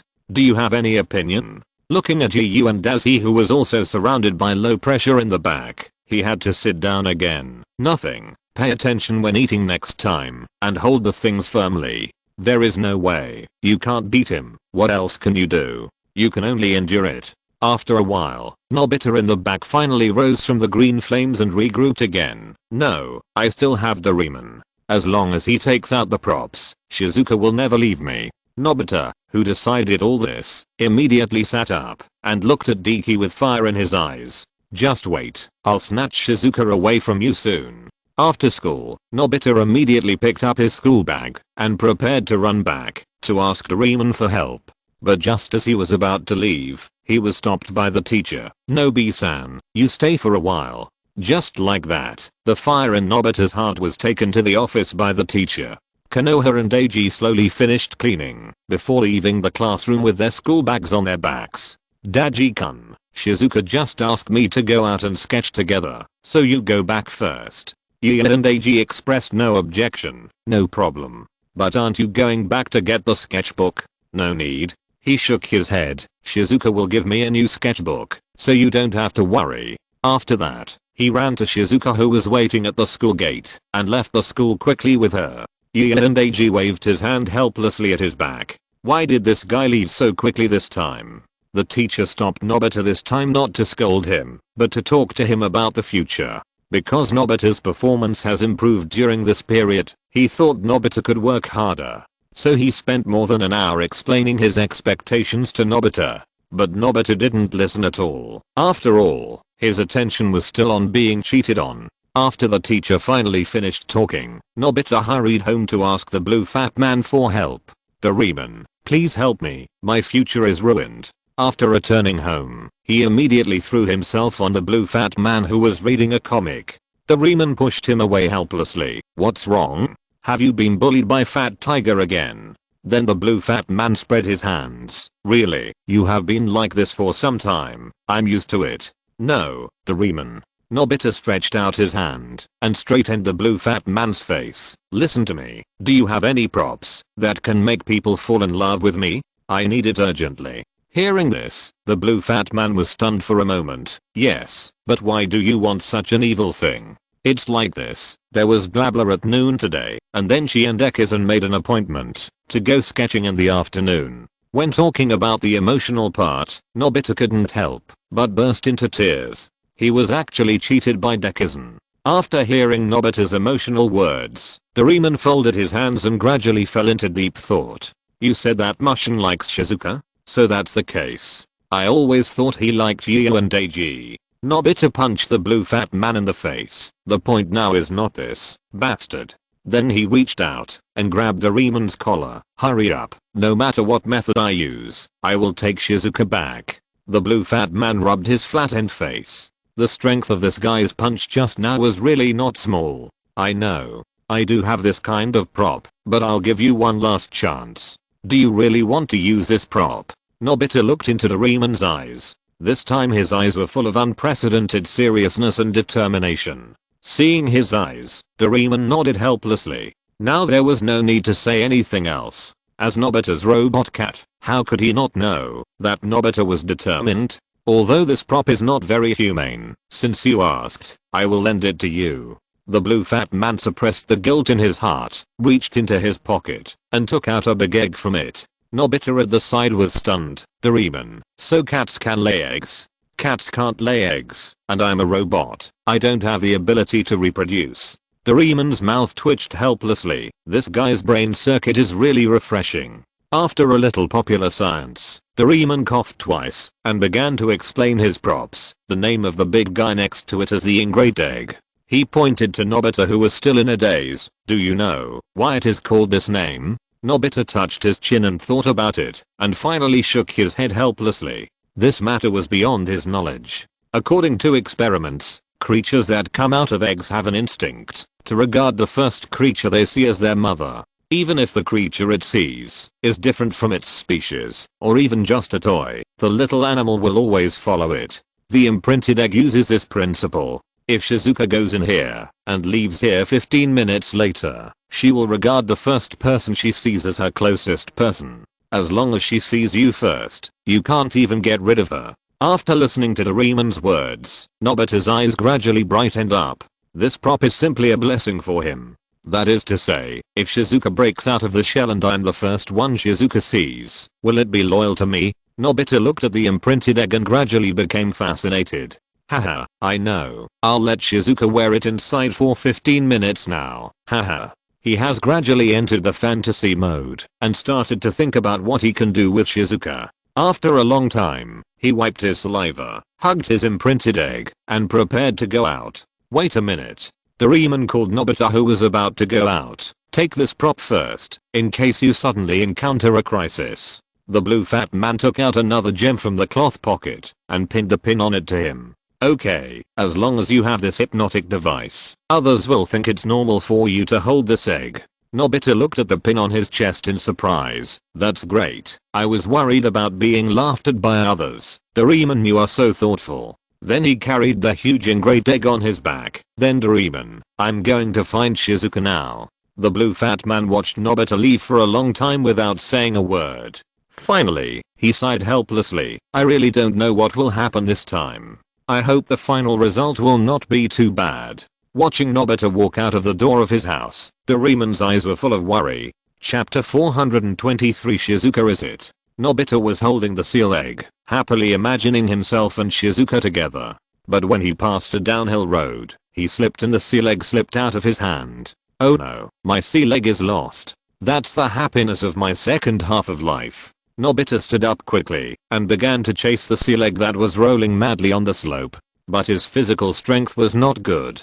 Facing the seal egg that was getting faster and faster, he could only watch it gradually go away. What should I do? Am I going to say goodbye to my happiness? When he was gradually despairing, a magnificent figure appeared at the end of the road. Is that Fat Tiger? Fat Tiger, help me stop that egg. I will listen to your concert for the rest of my life. In order to stop this thing, Nobita has given up his dignity and life. However, Fat Tiger now said impatiently, don't make noise, don't you see that I'm delivering goods? At this time, there was a large truck of goods on his car, and they had to be delivered this afternoon. So Fat Tiger is busy here in order not to be scolded. You know, Fat Tiger's mother is the most powerful one among all the mothers. If Fat Tiger accidentally makes his mother angry, his fate will be much worse than others. Other mothers will only scold him at most, but Fat Tiger's mother will take action directly. And in this process, she doesn't care whether she is in the middle of the road or somewhere else.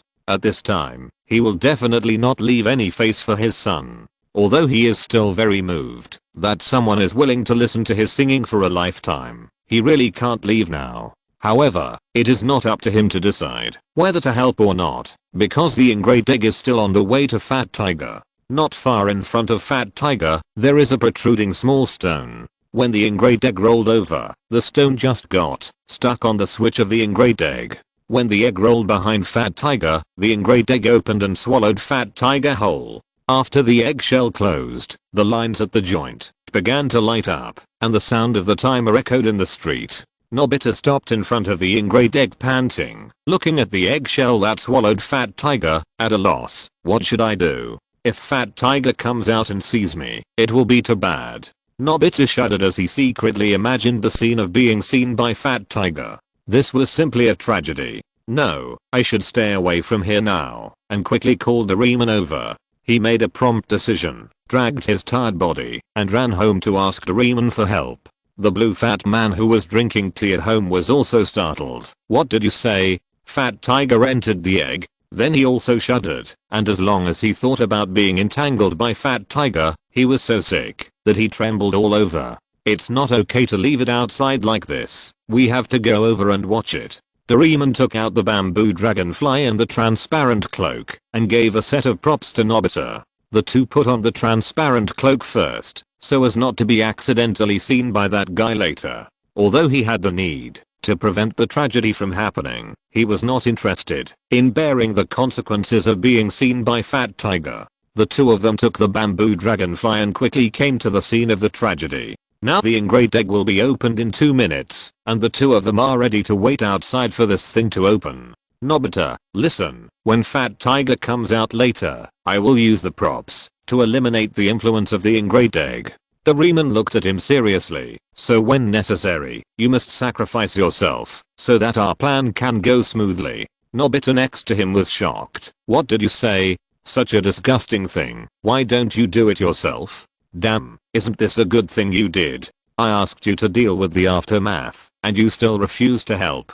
Are there people like you? The two of them started arguing about who should do this, and didn't care about the ingrate egg next to them. Sunia took the game console he had just got, and jumped over from the side road. Now he is going to show off at Nobita's house, and satisfy his psychological pleasure. Of course, at this time, he must avoid Fat Tiger anyway. Otherwise, the comedy he prepared will become a tragedy he doesn't want to see. Hey, today I have to show off in front of Nobita. Wait, what is that? Sunia, who was passing by, saw a high-tech white giant egg and immediately became interested in it. He ran to it and took a closer look. The workmanship of this thing doesn't seem ordinary, and the materials used are something I haven't seen before. Could it be Doraemon's future props? But why did he put the props here? As he was talking, the time to engrave the egg came, and Sunia had no idea. He was very curious about what was inside. When the eggshell was opened, Sunia naturally became the first person that Fat Tiger saw. Fat Tiger? Sunia was so scared that he stepped back repeatedly. At the same time, he took a look at the game console in his hand and had to put it in front of Fat Tiger. I'll lend you this game console. Fat Tiger's eyes gradually turned into love when he looked at him. Little husband, you gave me a game console just after we met. You are really my sweetheart. After saying that, he opened his mouth, jumped out of the eggshell, and prepared to kiss Sunia. Mom, help me. After seeing this, Sunia immediately gave up the game console and started to run for his life. Just kidding. He could tell who was scarier, being kissed by Fat Tiger or having his game console thrown away. Losing the game console would at most get him scolded, but being kissed by Fat Tiger would be a lifelong psychological shadow. Nobita and Doraemon, who witnessed the whole process from behind, untied the transparent cloak with lingering fear. Doraemon wiped his cold sweat. Fat Tiger just now was so scary. It was 100 times scarier than Fat Tiger, who was holding a concert and robbing things. Nobita also nodded. That's right. Walking on the street with the ingrained egg is really dangerous. Then he poked the blue fat man with his hand. Do you have any other way to get Shizuka into the egg? Of course there is this method. Let's go back and arrange it well. After that, he put the ingrained egg back into his pocket and went home with Nobita on the bamboo dragonfly. First, we install this ingrained egg in the center of your room. Doraemon took out the ingrained egg, opened the eggshell, and placed it in the place he designated. Then, we turn on the time-lapse TV and start to check what Shizuka is doing now. The two searched all the way through the time-lapse TV and found that Shizuka was at home now and did not go to sketch at all. At this time, she was smiling and saying goodbye to Ziadishan by the wall. Remember to come again tomorrow. Demishan waved to Shizuka and then left Shizuka's house. Seeing this scene, Nobita gnashed his teeth in anger. Didn't expect Shizuka and Demishan to be so close. But Doraemon's eyes condensed. We are very lucky. Now is a great opportunity. Then he immediately took out a ring and stuck it on the roof, facing the ingrained egg that had been opened by Doraemon below. Doraemon, why did you take out the piercing ring? Are you going to get out from the ceiling now? Stop making noise. Doraemon installed the props and then had time to explain to Nobita, this thing is an advanced version of the piercing ring, the space piercing ring. Look, Shizuka is here. As soon as the voice fell, a figure fell from the space piercing ring into Nobita's room and directly entered the ingrained egg below. Because I'm not feeling well, and my creative ability has declined, I'm sorry that I can only end the third update early. Chapter 424 Suffocating. The egg detected someone entering and immediately closed its shell automatically, starting to reform her mind. Doraemon breathed a sigh of relief and continued to explain, this space penetrating ring can not only penetrate walls, but also set the location of the connection port on the other side. I see, you just set it at the door of Shizuka's house, so Shizuka fell down, right? Nobita's thinking is always very quick in this regard, and he guessed Doraemon's idea at once. The blue fat man smiled and nodded. Yes, it looks like my battle plan was very successful. It should have been a very happy moment, but Nobita walked to Doraemon and began to push him out of the window. Okay, I know you're great, but can you leave for a while? The blue fat man helplessly took out the bamboo dragonfly. Really, you let go after using it? You really don't have any gratitude at all. No, I will remember my great kindness to you all my life. I'm just worried that the first thing Shizuka sees when she wakes up will be you. That would be troublesome. After watching Doraemon go away, Nobita began to pace back and forth in the room, muttering, what's going on? Why are these 15 minutes so long? When will Shizuka come out? Watching the pointer of the ingrained egg turn to 7, the required time was barely halfway through. Nobita, come and open the door. Sunia's voice suddenly sounded from below. That strange prop is Doraemon's, right? Come and open the door for me. Hearing Sunia's voice below that seemed to want to kill someone, Nobita walked to the front door helplessly and opened the door for Sunia. Seeing Nobita opening the door, Sunia pointed behind him and said anxiously, let me in first, Fat Tiger is looking for me now. Then he flashed into the room and sat down weakly against the door, finally relieved. It took a long time to barely get rid of Fat Tiger just now, and now he must find the source of all this evil. That egg just now was Doraemon's, right? It has become strange since Fat Tiger came out from inside. Sunia grabbed Nobita's collar. You two must be responsible for this matter. Calm down first. I can't do anything now. Doraemon has gone out and will be back in a while. Nobita spread his hands helplessly, and he alone really couldn't remove the effect of the ingrained egg. Sunia didn't care about that. I don't care. If this continues, I'll be dead. The two of them were entangled at the door, and they couldn't get away for a while. At this time, Izuki was walking on the way home, still thinking about what they had just done. At this moment, Izuki suddenly stopped and slapped his head. Oh no, I forgot to take my school bag.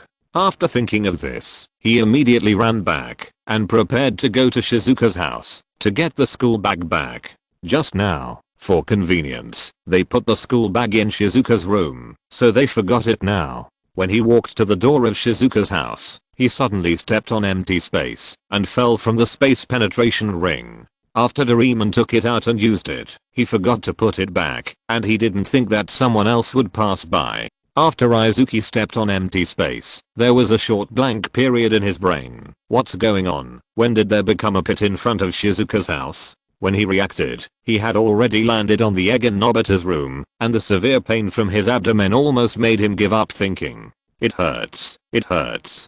Dekisugi slid down the dome. Strange. Isn't this Nobita's room? Why am I here? He looked around, and the egg in front of him was the most eye-catching. There was also a timer with 10s written on it. I said, I really can't save you now. The props are still on Doraemon. Nobita tried to push Sunia away in front of him and explained to him that he really couldn't do anything about it. But Sunia refused to give in. That won't work. I don't want to face that fat tiger. At this moment, a rough but slightly gentle voice came from outside. Sunia, are you there? Hearing this, Sunia's body suddenly stiffened and his hair stood up in fear. The door was violently pushed open, and Fat Tiger's face crazy for love appeared in front of them. Sunia, I knew you would hide here. I've been looking for you for a long time. Ah. Help.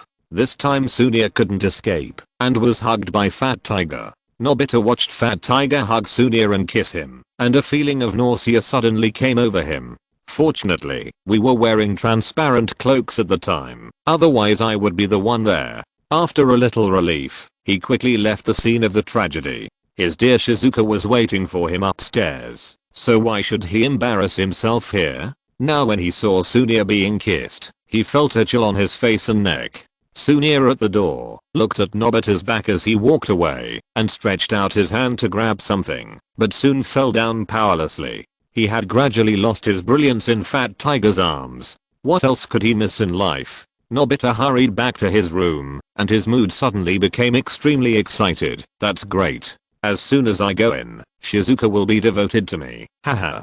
With beautiful expectations for the future, Nobita stretched out his hand and opened his door. But when the door opened, an incomparable light almost blinded his dog eyes. At this time, Shizuka was leaning on Zayashi. The happiness on her face was almost materialized, and even the air around her turned pink. It was simply an action to massacre singles. But Dekisugi was trying hard to push Shizuka away, and Nobita felt that he was about to explode. He couldn't even beg for her, but that guy actually despised her? I tell you, don't go too far. Nobita's research was faintly flashing with fire, but more of it was despair for his future. His last hope, the ingrate egg, was easily cracked by that guy. Nobita, don't just watch. Think of a way to quickly restore Shizuka to her original state. Dekisugi was not used to this intimate action for a while, so he wanted to escape from here. But Nobita was even more upset. What did you say? Are you despising her? Shizuka on the ground also looked up quickly. Yes, e.g., do you don't like me? You misunderstood. Dekisugi squatted down, making his height the same as Shizuka squatting on the ground. Whether I like you or not, I don't think it's a good idea to use tools to control other people's minds. If possible, I'd rather you turn back into the original Shizuka, because then you're a true partner. After hearing his words, Shizuka squeezed his hand tightly. This is a talented classmate, I know. Nobita knelt on the ground helplessly, knowing that he had no chance now, unless he used the marking egg again. At this moment, Doraemon outside also calculated the time when Shizuka would wake up and return to the room, and then saw this suffocating scene. Chapter 425 News. Nobita, what's going on? What happened during the time I was away? Doraemon came in through the window, took off the bamboo dragonfly on his head, and put it back in his pocket. Nobita immediately threw himself on him. How dare you say that? If it weren't for your space-penetrating ring, there wouldn't be so many problems. Oh, is that the reason? The blue fat man immediately remembered that he had seen Shizuka and Iki together on the time-lapse TV. If he hadn't put away the space penetrating ring, then as soon as Deki came back, Shizuka would have changed hands. Then he looked at Nobita. During the time Shizuka was hatching, why didn't you take good care of her? Can you blame me for this? Deki, who was tightly entangled by Shizuka, suddenly spoke. Can you restore Shizuka to her original state first, and then talk about other things? The blue fat man woke up, as if from a dream, and immediately took out a helmet from his pocket. Okay, I'll be there right away. Putting the glass helmet on Shizuka's head, her eyes immediately lost color. A few seconds later, she took off the helmet with a cold face, and looked at Nobita with eyes that seemed to want to kill. Today, for some reason, she said in front of everyone, that she liked Izuki. This matter had already become a little confusing, which made her very annoyed. This afternoon, she was involved in this unclear relationship with Izuki again. How could she get married? And the props Nobita used this time were too much. He simply didn't treat her as a human being. Thinking of this, Shizuka's eyes changed. That's right, this matter can't be let go. So she suddenly attacked, slammed the helmet on Doraemon's head, and stuffed the big head into the small helmet. Then a super slap hit Nobita's waist, who was still in a daze, and the huge force directly slapped him into the wall. Although his whole face was pressed against the wall, Nobita saw a beam of light in the dark. Is that my grandma? You have come to pick me up, right? Behind Shizuka, Izuki clearly saw an old figure coming to Nobita, and taking away a person who looked very much like Nobita. What was that thing that looked like Nobita just now? Could it be his soul? Zyashin quickly released her mental power and began to check Nobita's physical condition, hoping that nothing really happened. Doraemon was still trying to struggle out of the glass cover and had no time to care about anything else. Shizuka snorted coldly, shook her head, left her cold back, and quickly left Nobita's room. Now she would feel very shy whenever she saw the appearance of Izuki. After all, after today's experience, it would be difficult for her to look at Izuki the same way as before in a short period of time. After standing there in a daze for a while, Zyashin quickly began to help the blue fat man take off the jar. A few minutes later, he finally took off the thing with a huge glass helmet in his hand. The blue fat man touched his head that had become the same shape as the helmet and sighed helplessly. They had completely offended Shizuka these 2 times, and they didn't know what would change in the future. As they sighed, 2 people suddenly rushed up from below, scaring them who were distracted. Doraemon, please quickly restore Fat Tiger to his original state. I can't bear it any longer. Sunia's tone was already tearful. Oh, I'll be right there. Zyashin quickly put the helmet in his hand on Fat Tiger's head, and he gradually returned to normal. But after the recovery, the atmosphere on the field became more depressing, and Fat Tiger and Sunia looked at Doraemon with unfriendly eyes. The blue fat man quickly pulled Dekisugi over. Listen, at Nobita and I's funeral later, we will use blue flowers as the main color, and yellow flowers as embellishments. Also, remember to come and see us every year. After dealing with Nobita's affairs, Dekisugi finally returned home. At this time, Yu and Dazi was in the kitchen teaching Kingayu to cook dinner. Today's dinner was sushi. Kingayu was happily playing with rice bowls next to him, and Yu and Dazi was cutting fish meat on the side. You're back. What did you draw with Shizuka? Why did you come home so late? Yu and Dazi, who was processing the fish, looked up at him and continued to cut the meat. But you're back just in time. There's no one here to prepare the sauce. Come and help. Okay, I'll put my school bag away. Oh no, my school bag is still at Shizuka's house. Dekisugi, who had just returned, put on his shoes again and hurried to Shizuka's house to get his school bag. What's going on? He even forgot his school bag that he usually treasured. What happened? Yu and Daisuke, who was in the kitchen, was stunned for a moment and then continued to cut the fish. Although it was a bit strange, it was not a life-threatening matter. Since he could solve this matter by himself, no one else would have to worry about it. Then he picked up the soup spoon and hit Kingayu on the head. How many times have I told you not to play with food casually? Kingayu covered her head with a face full of grievance. It was just a few pinches. Is it necessary to be so angry? Stop talking nonsense. With his hands on his hips, he looked down at him. If you do this again, I will punish you and not allow you to eat dinner. Seeing the child standing aside, Yu and as he nodded with satisfaction, and then continued to cut meat. By the way, he suddenly threw away the knife in his hand, walked to the closet, and took out a box of dog food from it. Give this to Dabe, just fill its bowl. King Gaiu took the dog food, nodded happily, and then prepared to go out to find Dabe. And as he added worriedly from behind, "You kid, remember not to eat secretly." Looking at King Gaiu, who turned a deaf ear to his words, he sighed helplessly and continued to cut meat. This is a high quality bluefin tuna belly meat that he specially bought today, and he waited for a long time to buy it. There was also special mustard and soy sauce on the side. He had been looking forward to this meal for a long time. After everyone finished their work, they sat in front of the TV with their bowls.